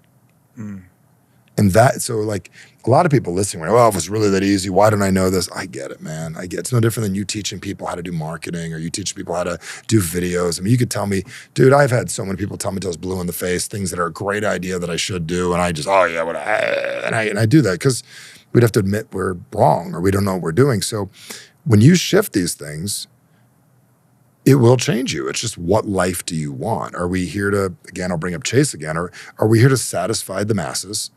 Are we confident enough to be who we're capable of being? The reason less than 3% of the world has the things they want, the life they want, the relationships they want is less than 3%, folks. I mean, less than 1% of the people make the money they want, the relationship. It's so tiny because they care so much what people think because of these dumbass things.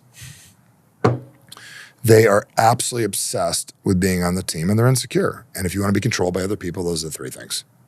It's point blank. Speaking of Chase Hughes and control Yep. and the phone, these things are designed to control us.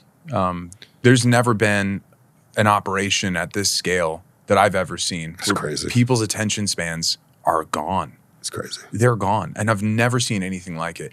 I really identify, and this is probably a bad label, but it feels like an honest thing to say, which is like, I identify as being addicted to my phone. You are. Yeah.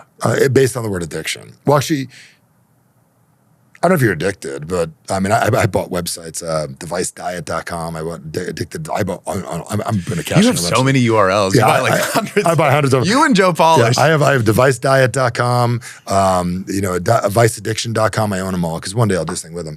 But I don't know if we're addicted as much as it's built a pattern. I was in my car driving recently. Like, where does all my time go? Like, dude, I got great. Like, where's my time? And I'm like, this thing. Yeah. I'm losing an hour or two a day without realizing it. 3 minutes here, 3 minutes there. Only an hour here. or two? You're on the good side.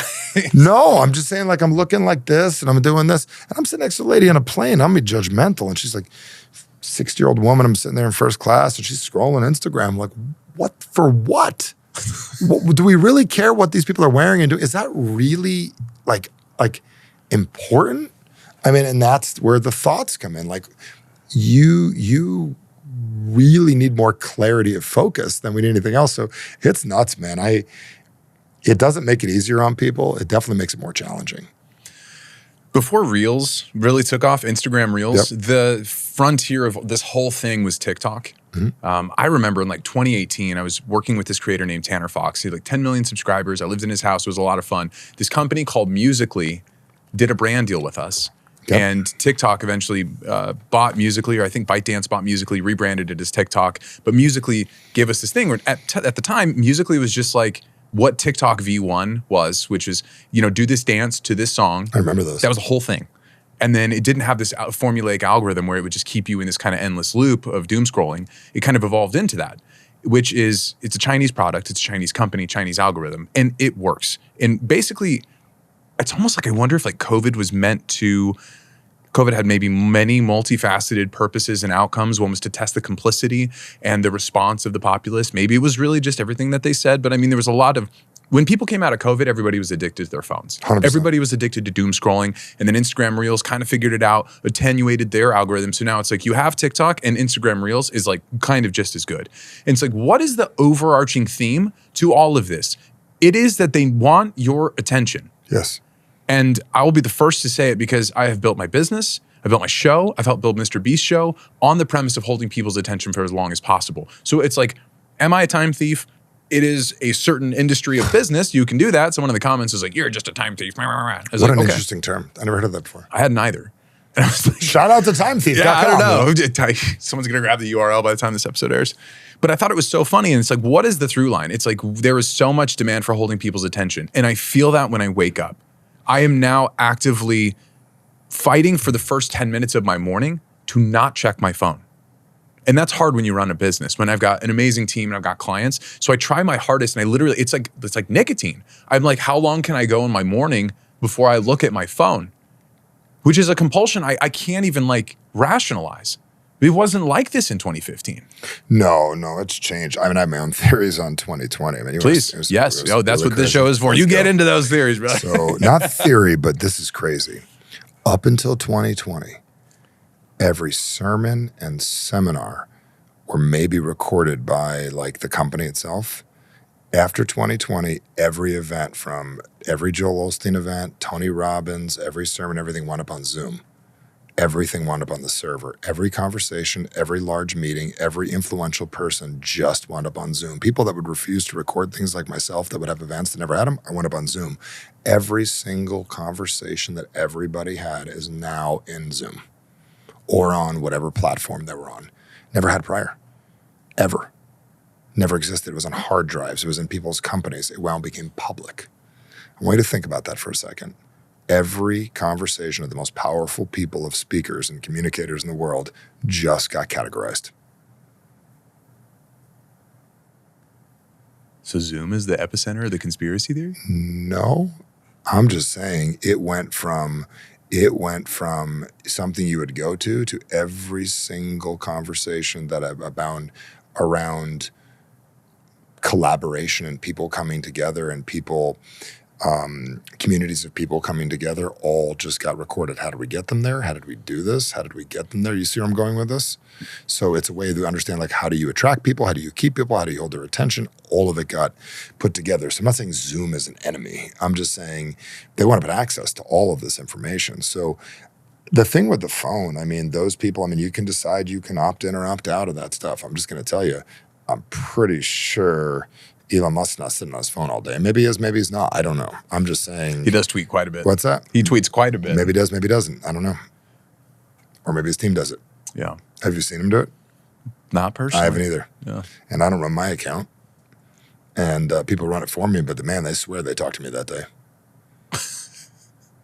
So when I say this, 2020, it got us all home. It got people doing what they were doing. It divided people. It made a major impact on people's lives, man. It divided people. It disconnected people. And when human beings can't get together around other people and they can't congregate and be together and produce legitimate oxytocin and hugs, you can't get all that off of it. Like this is great to record on video, but you and I are physically in a room together. You and I are connected. Yeah. They're with us. We're together. And that's the difference. It's not saying anything's negative that they're there, but you can't. It's like a 1-900 number. When I was a kid, you didn't even know what that is. You would call a 1-900 number and be like, "Hey, sexy, what's going on?" Like this person would talk to you. This lady in the back room, she's describing herself in this bikini, and she's eating like, a cheeseburger, yeah, exactly. Or whatever she's doing, right? And she's probably smoking a cigarette in the background. But the point is, it was fake. And you kind of knew what you were getting into, but man, when they said it correctly, it sounded good. So that's where the challenge comes in. I mean, the phones are, it's not the, dude, we got to stop calling them phones. Crack pipes. Crack pipe. It's not a phone. The least function I use is a phone. It ain't a phone. Why are we calling it a phone? That's the bullshit right there. It's not a phone, is it? It has the functionality, but man, it is so much more than that. Is that a phone? It's closer to a crack pipe. It's closer to a heroin needle. It's addictive, isn't it?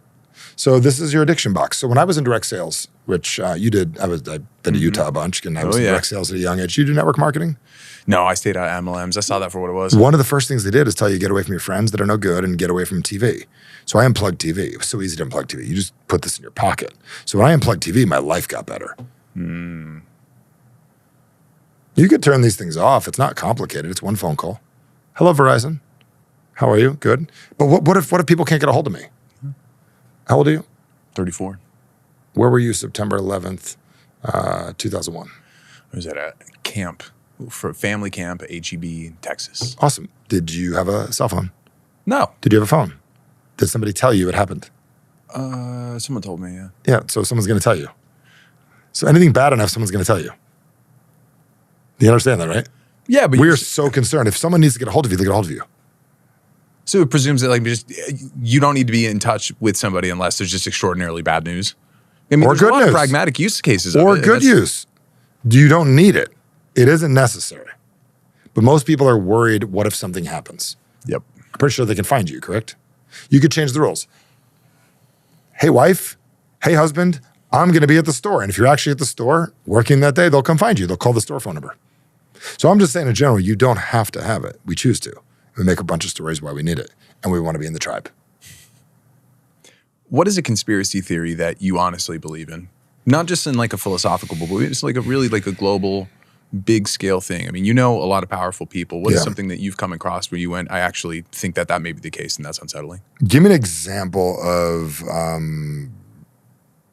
to the depth of this. Elections are rigged. The I elites are a bunch of think cannibalistic. Elections are very similar to the way they were in high school. A lot of promises, a lot of things. I think that there's too much at stake. I mean, I also don't think professional sports are not. I mean, there's so much money at stake. Would you really, if you own the sports league? Listen, I've met enough people that said they're entertainment leagues. Okay, and it's listed as entertainment. When you look at how the corporations are set up, they're entertainment companies. I'm not saying that it's rigged per se, but they pretty much know who they want to have win. But here's how you change it. If we put up some news articles about certain players and we worry about stuff, we can get in their head, correct? Sure, yeah. You don't have to, right off the bat, pay off the ref. But if I want to sway a game, I could have put some news articles out somebody. I can call their hotel room, wake them up in the middle of the night. I can get it where they can't sleep. I can make their doctor not be busy. I mean, there's a lot of things we could do. I'm just saying they know who they want to have win because there's money at stake in Vegas, there's money at stake on jerseys. There's also what people don't realize about professional sports is that where they hold the event, the real estate changes. So like if Scottsdale has or Phoenix has a Super Bowl, dude, our market goes up. Dude, this place is cool. I'll buy a house here.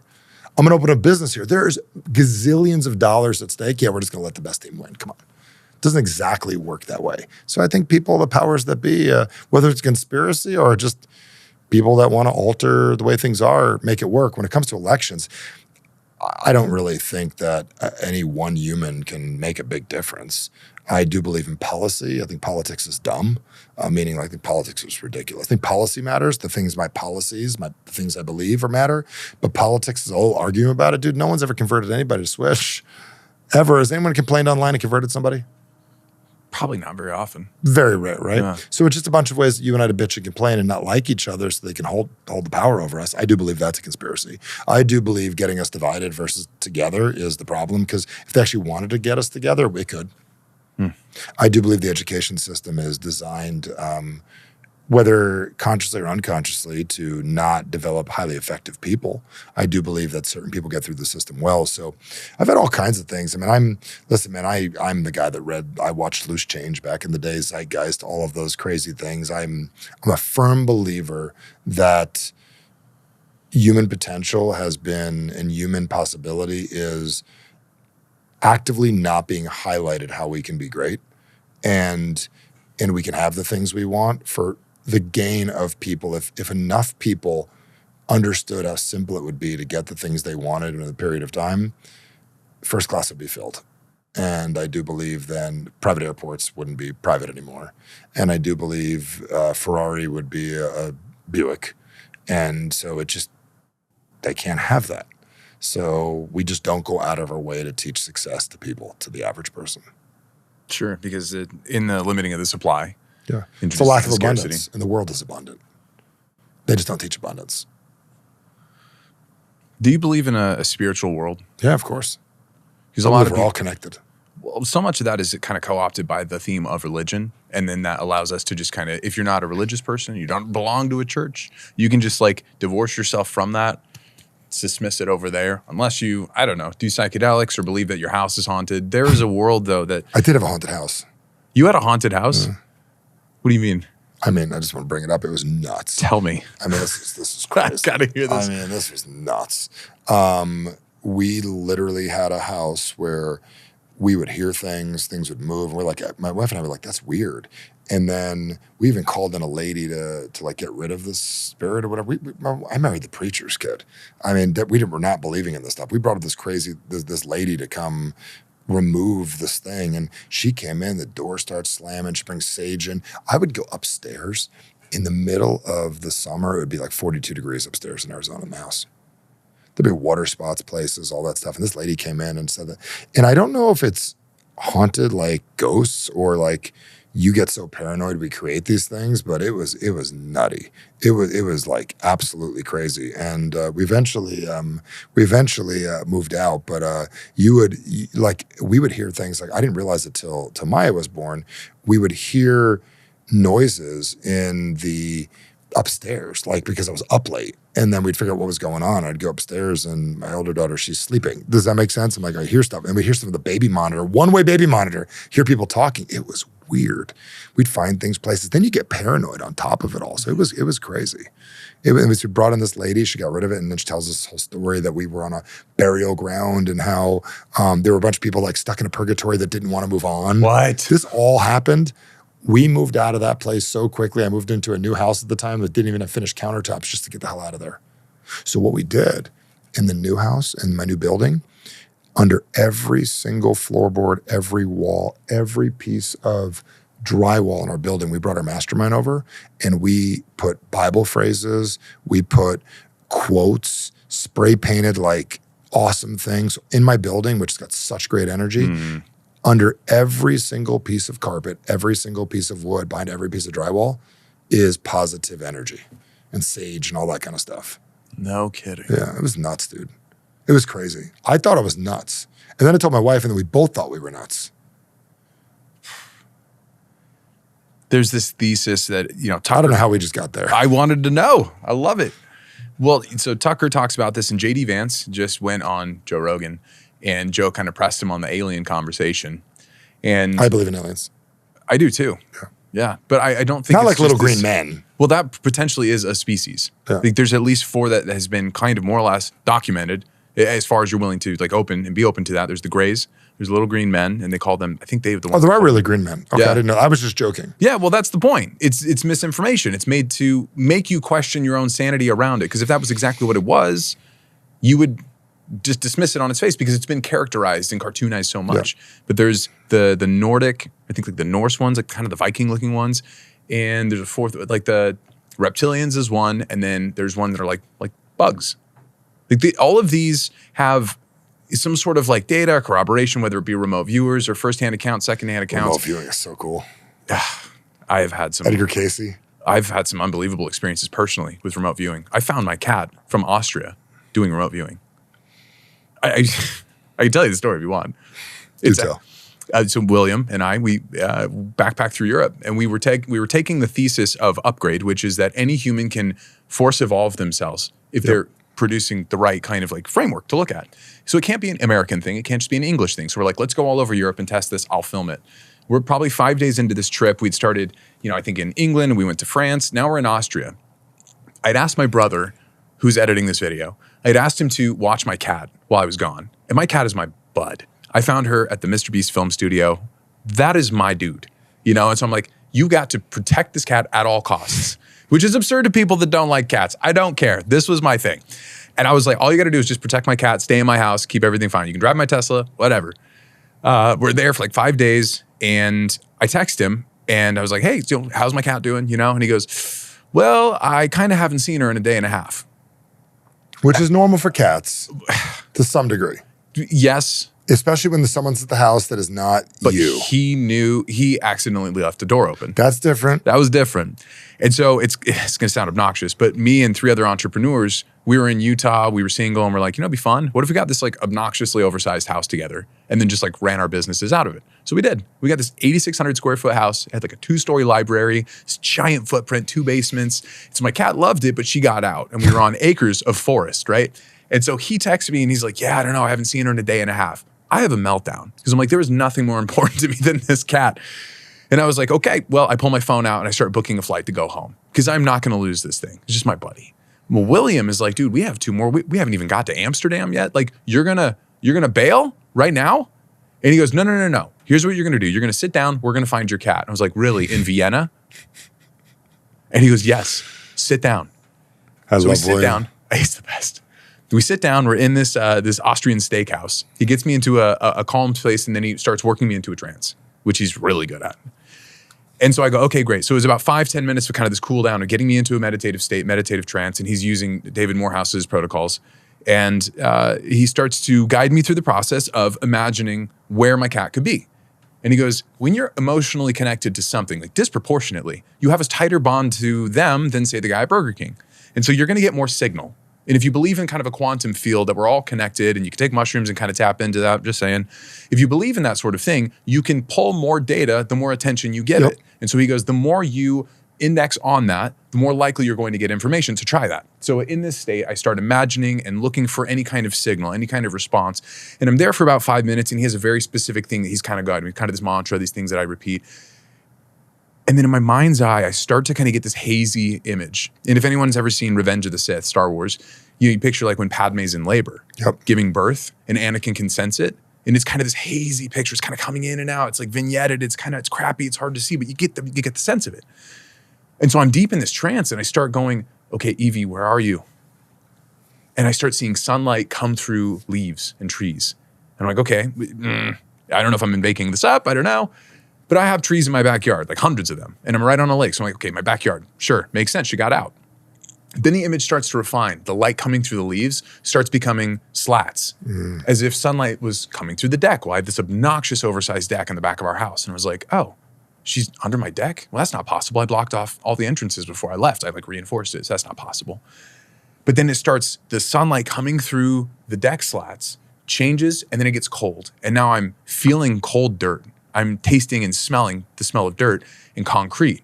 And I'm like, under the house was like the only thing that I could physically kind of like approximate and guess. So I call my brother when I get out of this thing and I go, I think she's under the house. And he's like, good for you.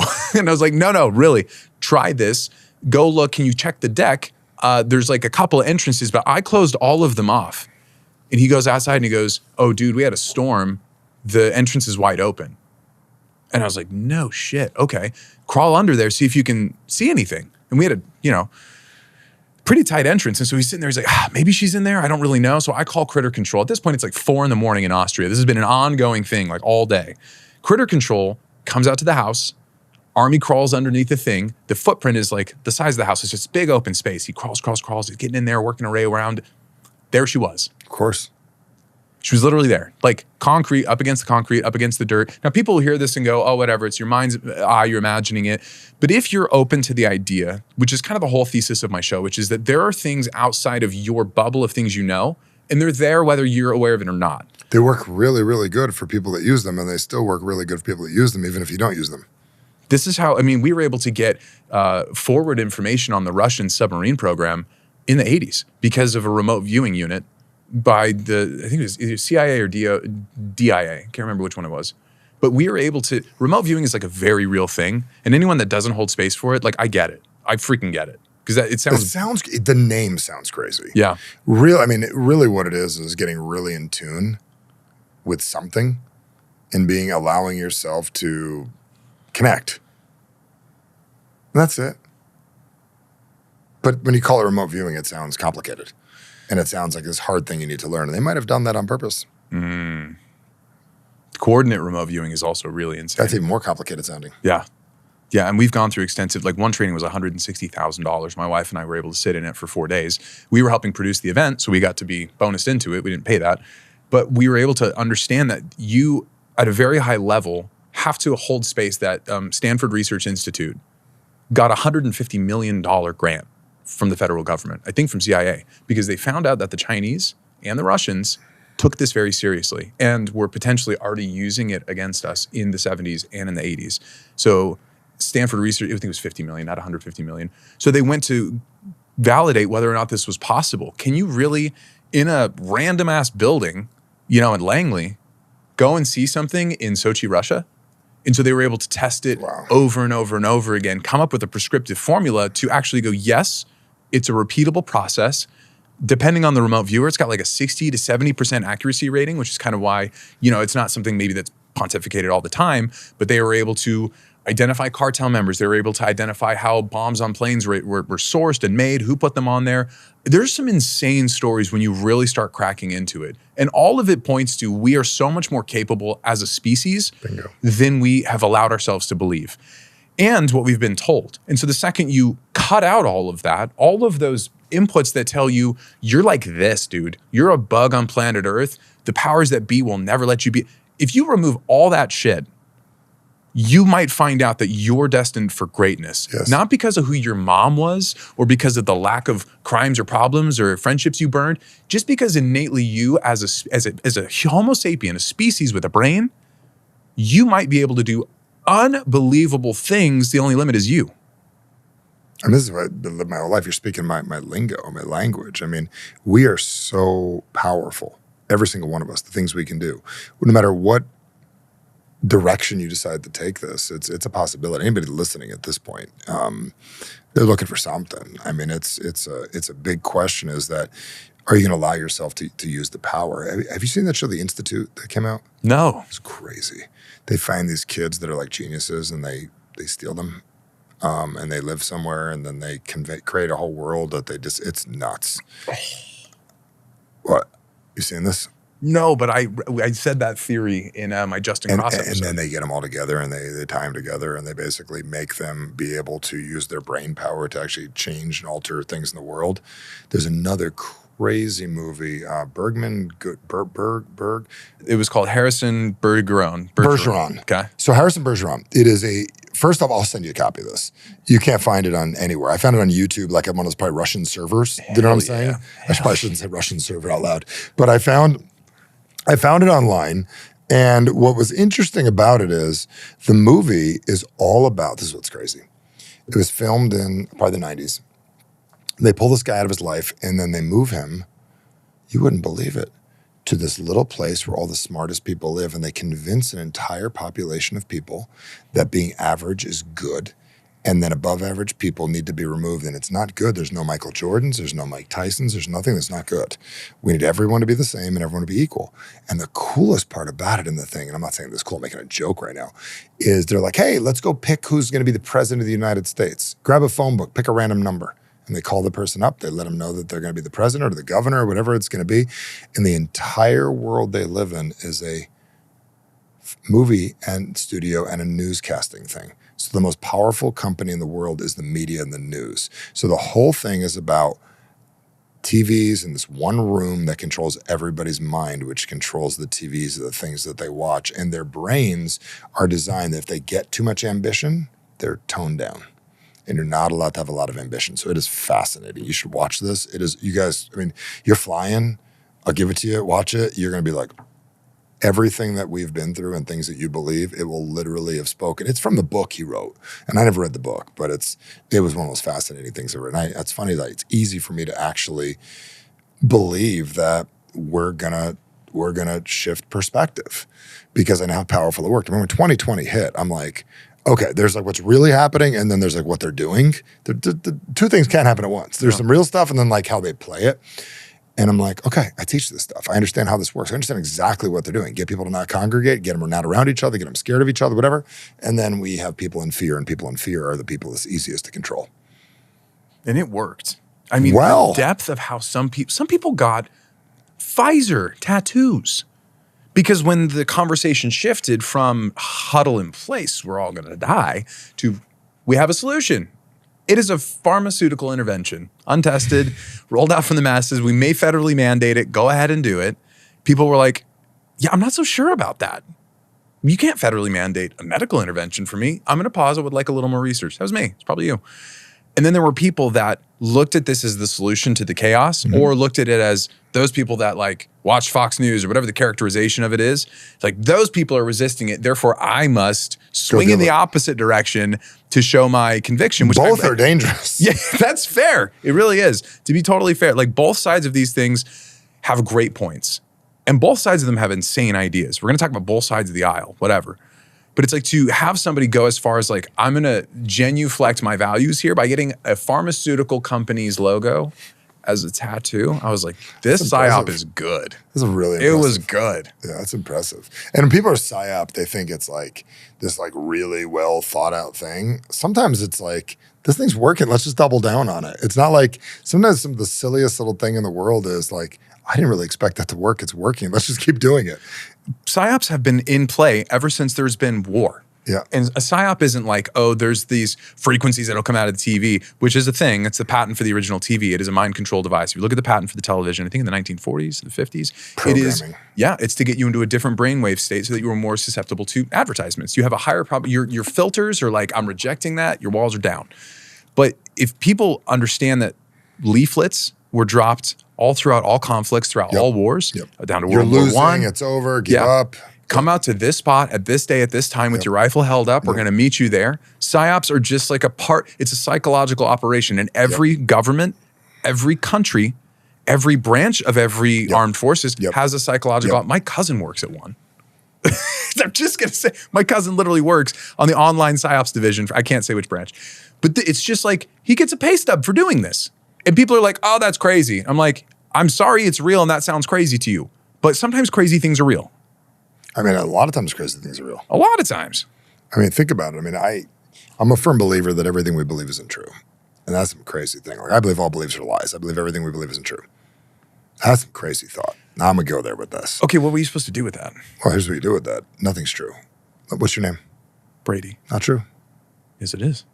No, you were Baby, and a bunch of people, and 2 people called you Brady, and then the whole world went along with it. You were Baby, and they named you Brady. You were not at all Brady. They named you Brady, but you're not Brady. Okay, so yeah, I can get with labeling. Yeah, sure, it's a label. Okay, it's so it's a sound you make with your mouth. Is your name Brady? Yeah, my legal name is Brady. Your legal name is Brady, but you were Baby, and then a bunch of people are all going along with it. But I'm going to go a little deeper than this. There was a time in your life that if I would have told you when you're 9 years old, you are going to be running podcasts, and you are going to be on a podcast, and you're going to own a studio, and you're going to travel the world, and you're going to go hang out with Mr. Beast, and I would have told you this when you were 9, you would have said that's not true, correct? Sure, yeah. But now it's true. So which is it you now believe what used to be a lie? So everything's going to be a lie. You might as well believe what you want to believe. If nothing is true, the greatest belief you can ever have is nothing's true. Except for what you choose to believe. It's one of the greatest things in the world. It's an absolute restart button. It's not true. And then you can choose to believe what you want to believe. See, I'm addicted to this. That's a belief, correct? It's not true, but you can believe it. So if all your beliefs are lies, then what? Well, then that offers the ability to create any lie you want. If everything's a lie, now the funny thing is I use the word lie. Lie is different than untrue or like self-created or something I choose to understand or I choose to believe. So I use the word lie to be extreme. It probably clickbait, all beliefs are lies. It's going to get people pissed and it's going to get people mad. I'm not saying you're lying, like morally lying. I'm just saying it's not fully true. Is Apple better than, I'm an Apple guy, better than a Dell? No. It depends what you're using it for. It depends what, but I will believe it's true. Because I'll choose to believe it. It really isn't. It's just what you believe. So if all beliefs are lies is one of the greatest beliefs you can have, that means you can create anything you want. If you believe things are true, then you have no control. Do you find there to be a lot of merit in that? One exercise that I run, and I'll share this with everybody because it's helped me, and so I wanted to share it. Like, I frequently picture large pallets stacked with cash appearing in front of me all the time. Might as well. Might as well. What's the harm in it? But it's like, this is the same thing as like, when I see 1111 on my microwave, I assume that means I'm in alignment with whatever trajectory. Me and my wife are in alignment. My business is in alignment. Mine. 27. 627, yeah. Okay, so which what is are we crazy. doing? I moved into my house in 627. So this is funny. Oh, really? I've been saying 627, which was my phone number when I was a kid.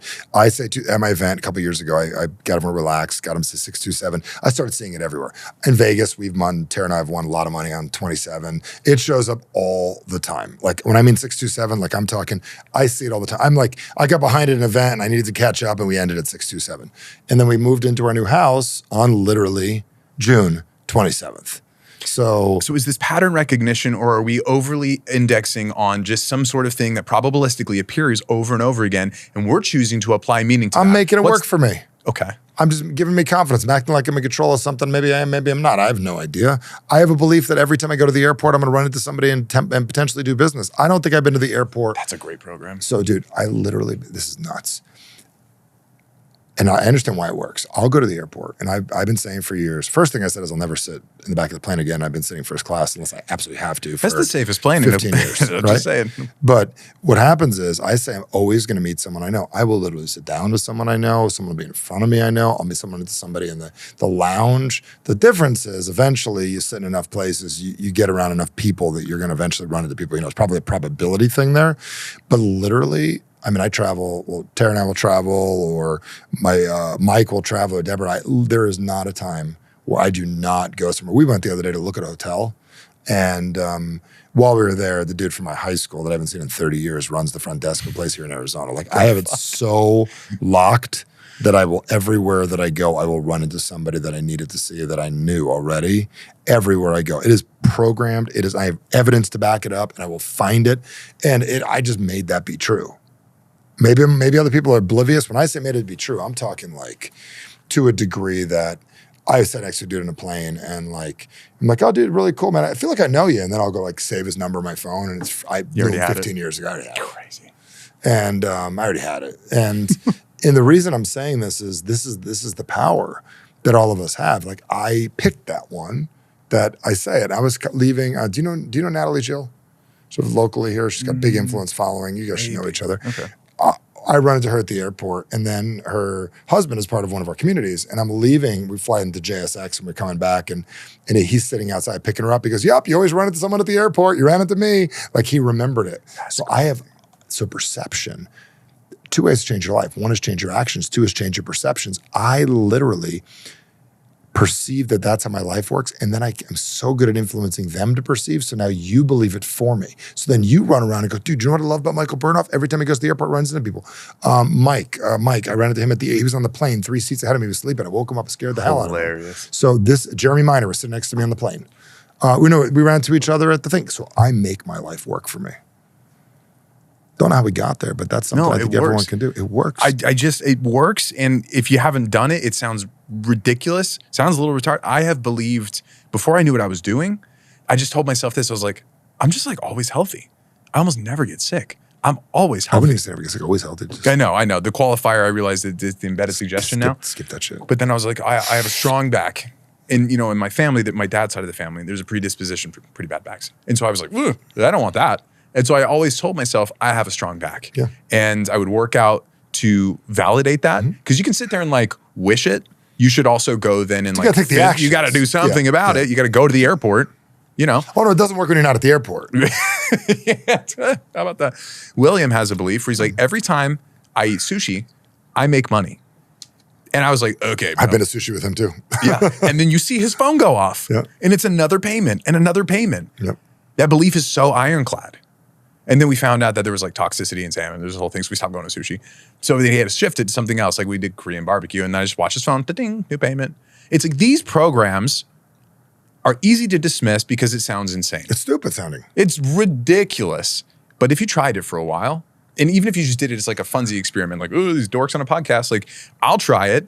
You're going to do it like sardonically. You're going to do it and be like, yeah, because that's going to work. But if you do it consistently for a while and you do it with something that's maybe just like 2 degrees beyond what you actually think is, don't go like, oh, everywhere I go, people are handing me rocket ships. Like, don't make it obscene.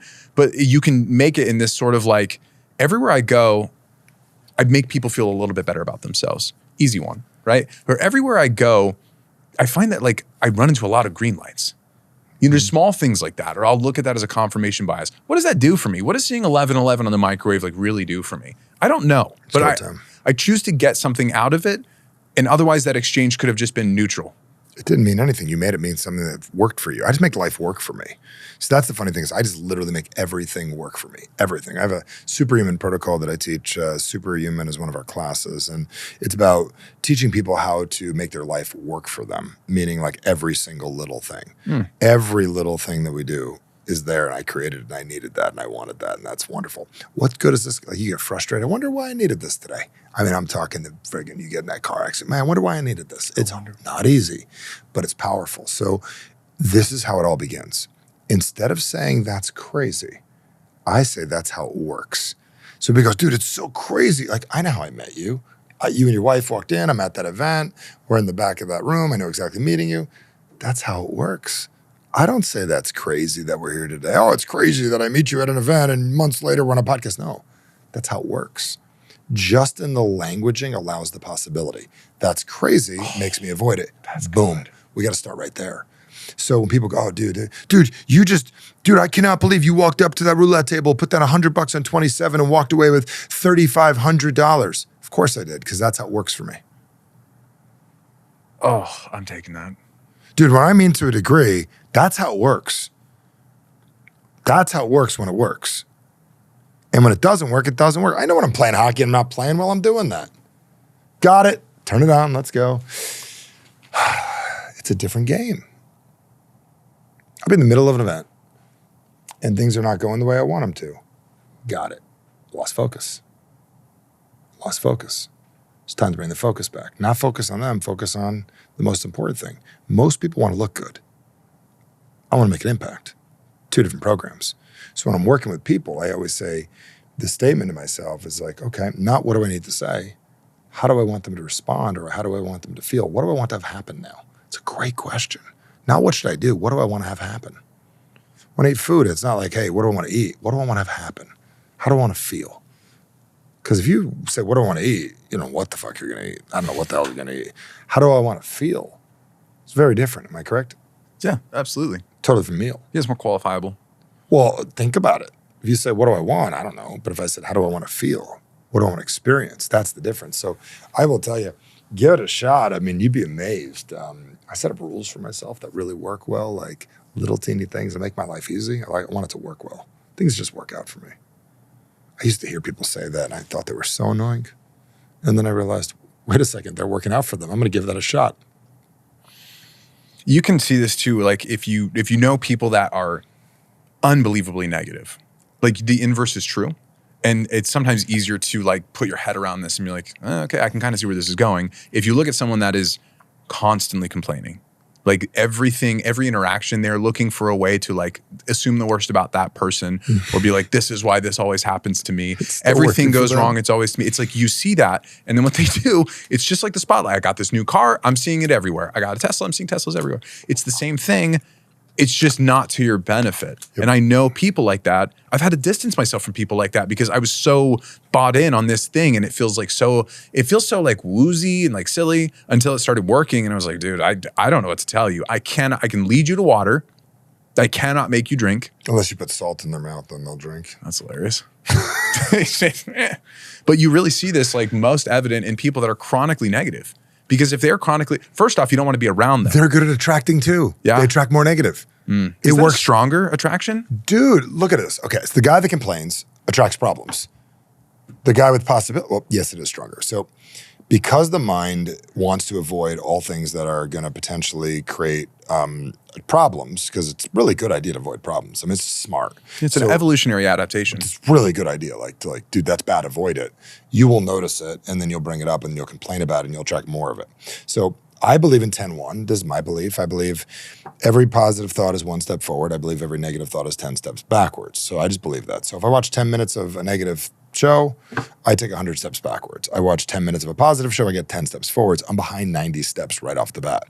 This is why you got to read 10 pages in a book and then don't watch the negative stuff. And this is why right before you go to bed, I've been teaching this for years.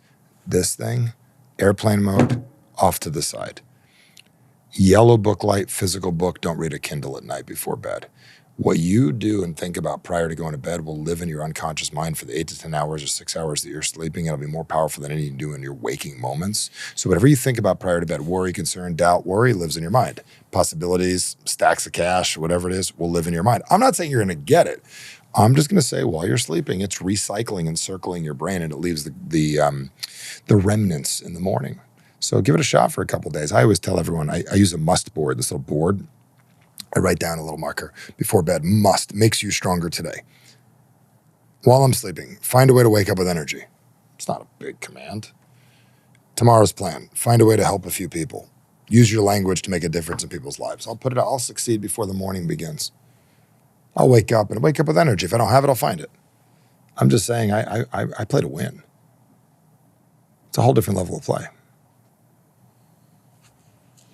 The more circles I get in, the more people who are incredibly successful on a business sense, in a family sense, all the different like qualifications of it.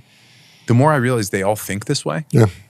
And when the way that I grew up, or the people that I grew up around, they don't.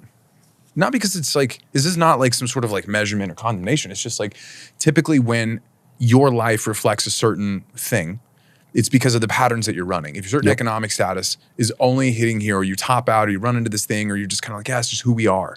There are typically things that people have been saying for like a long time. Like your grandparents are like, this is just who we are. You know, we're not tech people. Like you ever meet like an older person? It's like 60s, 70s. Oh, I'm just not like a tech person. You're like, I'm not going to have time for AI. Oh, it's the new version of the same thing. That's the new version of the same thing. The amount of people that are just like, yeah, I'm not getting into this AI thing. I was like, this is not an NFT, to be clear. This is not some silly goose PNG and you think it's going to like, this is bigger than the internet. And it's like, you're just not going to get into that? They will eventually at some level. Yeah, but they're going to be so behind the curve. That's fine. They've always, listen, there's no rush. What are we rushing for? What are we rushing for? What is your read on artificial intelligence right now? I mean, I'm very deep on the saga of I believe whatever they have us doing right now, they've been 20 steps ahead of us. I believe they've been using for 30 years. Whatever they allow us to have, they've been playing with for 20 or 30 years. If you and I know about it and we think we found it online, they wanted us to find it. So I'm just thinking whatever we're playing with on AI, they asked us to have. So the nebulous boogeyman, they. Well, I don't mean they. I just mean, I don't know if it's a boogeyman or it's like, it isn't new. It's like, if you really think about it, like versions of this stuff existed. Like, we're not as cool as we think we are. So then they just had enough of a breakthrough and then they went, we'll kind of let this and go. And then as this is out, the cat's out of the bag, let them have it, move on to the next thing. Because it won't look like I heard this crazy report. Hopefully I can find it. We'll put it in notes. There was a report where back in like the 80s and the 90s, at very certain levels of, I don't know, government classification, however you want to kind of slice that, there was like a phone that had a type of operating system. And they had messaging on it. They had some sort of intranet on it well before the smartphone. Like well before. Oh. Like, and so it's like and this is hearsay, so like whatever. But if that is true, it's not going to look like the Apple OS. It's not like they had the iPhone 17 and they were playing with it like in 1989. No, they had some sort of like time approximate version of some handheld device that had some kind of networking capability that you could reach out to other people who had one and you could access some sort of database. Like they had a version of it. And then once they were able to go, here are the limitations. Once they were able to go, here are the limitations, we're going to kind of come up with a better version. Eventually we'll kind of say, hey, you know, maybe they handed it in a bag to somebody at Apple, right? Like Google, Facebook, all of these things are allegedly DoD projects. I mean, the internet or DARPA projects. Let me say that again. Google, the internet, these are allegedly like DARPA projects. And so it's like once they have a use case and like they're able to fully get to the ends of it and they go, okay, we got a better version of it. What if then they go and kind of release their shoddy secondhand version of it to the public? That's typically what a lot of people feel. Yeah, my belief on like Facebook and stuff like that, I think that when you say DOD, I mean, anyone watching this right now, we're at this point, you know, they're on board, or at least they want to argue with us, is I believe that something comes along and someone goes, dude, that's good. We're going to make you famous. You're just going to have to do a couple things for me. No different than The Godfather. It's going to be, and please, I'm from Jersey. I understand how this whole thing works, or at least I have an illusion. I think it's like, okay, there's a few things I might ask you for down the road. Hey, I'm going to make an offer you can't refuse. You be a billionaire, be famous, do all the things you want to do, be the wealthiest man in the world. Do you know what I'm saying? I may ask you for some favors down the road. Don't worry about the taxes and everything else, and they're just going to let you go in. Because if not, like, why him? Why this random people, like, and then they make a movie about you and they spin it a certain way and they do all that. And I believe that's the way in politics. I believe that that's way in the movie business. I believe that to get to those levels of billionaire stuff, I believe that you got to knock on your door by somebody at some time and go, we're going to help you get where you want to go. We got your back. You might have to do a couple things for us here and there, but you can have anything you want. Anything you want. By the way, a good, easy example to say, hey, this is a non-zero chance. China does this openly. They pick their national champions. Whereas like the US tries to not have the federal government put their thumb on the scale for one business or another, they do. But at least on like the presenting front face of it, they're like, no, we don't freaking do that. But China does. And they're just like, yeah, no, we pick BYD. BYD's awesome. We pick ByteDance. ByteDance is awesome. you know? And they're able to just say, we allowed the environment of competition to rule out who was the most capable, who had the best ideas. And then we just went, okay, great, you 10, shuttered.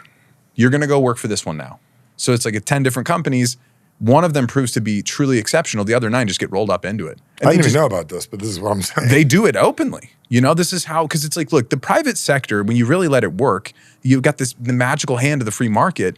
It does not get everything right. It makes winners and losers, and a lot of people hate it. I get the resentment towards capitalism. I promise you it's better than socialism. But what it does do is innovation and competition spur the most maximal version of some outcome because they're highly incentivized. So when you get that, you get unbelievable breakthroughs that a whole bunch of scientists that are off the book, stuffed into a warehouse over in Nevada, it's like they're gonna have cool breakthroughs, but like they watch the private sector and they watch different minds and different innovations. And like you said, they go, oh, that's pretty cool. And so if you think that like Zuckerberg or like people like come to me like, did Mr. Beast ever like get like recruited by CIA? And I was like, not like he told me. But you know, there's a non-zero chance because you have a lot of influence or you have a really good idea. And who wants that good idea? Well, probably the people that run the country you freaking live in. It's just kind of logical. It's like, oh, where's the newspaper article? There isn't one. There's never going to be one. But it's like if your limit on this is your imagination, by the way. And they're like, well, you're a conspiracy theory. He's like, be a little bit more imaginative. Conspiracy theory, I believe, was a term invented by CIA. Yeah, I think it was World War II. I think that they invented that term just to call people quacks and everything else. It's sort of like the words they've come up with. It's like it's just fascinating how people with a high moral being that want to do the right thing and that will always be attacked because there's power in that. And when human beings come together and they're highly moral and they work well together, it's the most dangerous group of people. And those are the ones that need to be separated from each other. If you own a company and you got a bunch of people that are getting along really well, that are really smart, that are doing the right thing, it's very dangerous for these people that need control. And that's the issue. So knowing that there's these power structures that be, they were there before we were born into this world. We came into this world. They said, here's what's been going on. Here's your role. This is the script. Follow the script.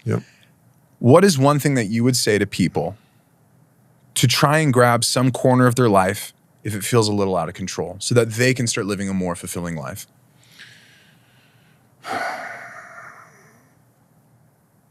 That feeling that you have deep down where you know you're capable of more. You get that little burning flame inside that says, I could do more. I know I can be more. It's real. You got to let it live and you've got to have a conversation with it. And you've got to realize that what you've done up till now is wonderful, but what you're capable of doing is pretty much unlimited. So I would challenge anyone to realize that what you're doing is what you do. What you want to do still hasn't happened yet. So I would challenge anybody to realize that your creativity and your imagination is the only confined to whatever it is that you're looking for. So I'd sit down with someone. I'd say, okay, well, let's create what you want. Let's pretend there were no barriers and no anything. What would we want to create? And we get going. And then you're going to get about a minute in. You can't go. You can get to 3 to 5 minutes. You start getting smart. You start getting creative and things start opening up. You'll go an hour. You'll go 5 hours. You'll go 6. But we do not have a lot of stamina with creativity. And we don't have a lot of time where we're running it like it's cardio. Do you know what I'm saying? The longer you could spend being creative and imaginative, the more powerful you get an opportunity to be. This is what Disney and everybody was good at. And they did a lot of acid and a bunch of things too. I do hypnosis instead. But learning how to use the power of your mind to get the things you want will be your greatest asset and not use your actions. Hard work is nothing compared to creativity and imagination. Hard work is nothing compared to creativity and imagination. I could find anyone to do hard work. Imagination and creativity, very rare. AI can do hard work. So can labor and so can do a million things. It's the imagination that creates the power. And if anyone's used AI, you see just how limited that part of it really objectively is. It's just a mosaic. It's kind of a best hits smash up of just all this other creative work that's been traded on. People are going to screw up their lives over that stuff. They're gonna forget how to think. They're gonna forget how to be creative, the right type of thinking. They forget how creativity. Oh, it's so sad. Oh, dude, you're running through ChatGPT, man. I checked with them. Dude, all ChatGPT is Google search. It's literally not much better. I'm talking about like the Claude and the ChatGPT used as a search engine. People are just getting the same stuff that's put on the internet. So all I have to do is just spend all day putting what I want to put out there, and I could literally fill that thing with what I want it to fill with. And how well you ask the question. So your ability to ask the appropriate question is still the thing. You could live your whole life without it and you'd be just fine. And you could make billions of dollars. It's not necessary. Anyone thinks it's necessary. It's not true. There's people I know that don't even take credit cards. And they run businesses not online. They make billions of dollars. There's tons of companies out there that do that. You just don't think about them because you're stuck in your little bubbles. But there are companies out there that are still cash businesses that literally have no websites that are still making billions and billions of dollars. No kidding. How many farmers are taking credit cards? Didn't think about that, did you? No. And there are all kinds of things out there that most people miss. How many drug dealers you know taking credit cards? I don't know any drug dealers, but I don't know what you're talking about. That's crazy. Michael Bernoff, you are the man. Thank you so much for coming on to Forge today. I have many new neural pathways as a result of this. People that want to find you, come to one of your trainings, one of your seminars, how do they get a hold of you? Because your curriculum, the events that you run, the online trainings, of course, I've literally watched it change like tens of thousands of people's lives. You've been doing this for forever. Yep. And so they just wanted people to get a sense of who you are, but it's like on the back end, you know, the shameless plug, like how do people get to find you? What's the plan? Well, there's different kinds of people. Sure. And some people are voyeurs. They just want to look on the outside and stay on the internet. Just watch my Instagram, watch my YouTube, check out my channel, and just be on the outside. And that's fine. You'll really get to kind of know me. But if you want to get to know you, there's this thing called a website. It's called michaelbernoff.com. You can go check it out. And I'm a little old school, and I'm one of these people that say, if you really want to get a hold of me, I'm a Gen Xer. I'm just going to give you a number, and this will be very, very easy. Most people will never do this, but here's a phone number. It has numbers. It's 480-800-8051. My assistant will connect with you. It's 480-800-8051. Text the word forged. I'll know who you are.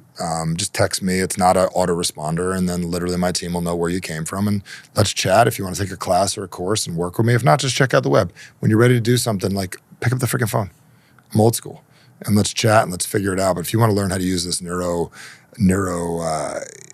just power and use your mind, get a hold of me. We'll start there.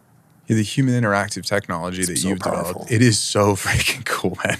It is so cool. And you're one of the institutes is that it's the Human Communications Institute in North Scottsdale. I mean, we spend all day, all night figuring out what makes people do the things they do. I mean, we do very advanced programming models where we redesign how human behavior works and how to actually maximize what people do. And human interaction technology, if you're a business owner, if you're in sales, if you're in sports, if you're a high performer, and you're like, I would love to have full control of my mind. I still can't give you full control, but if you want to have 10, 15% more, the things you can do when you could limit your thoughts, increase your focus, and be able to get your mind to do what you want. Well, there's a reason that UFC fighters and stars, athletes and celebrities will call you like 10, 15 minutes before it's showtime. And it's because of what's inside of this curriculum, and especially Average Sucks. The whole thesis is just incredible. It invites every single person. It doesn't matter if you're in a trailer in the Hamptons, you have more in you. You were the only limiting factor, and then the information that you get. So thank you so much for coming on. Thanks for having me on. This was a freaking blast. This is super fun. Yeah. Forge the life you want, man. That's what it's about. Ooh, You like that? I like it. We're forging the life we want, baby. All right, guys. We'll see you next time.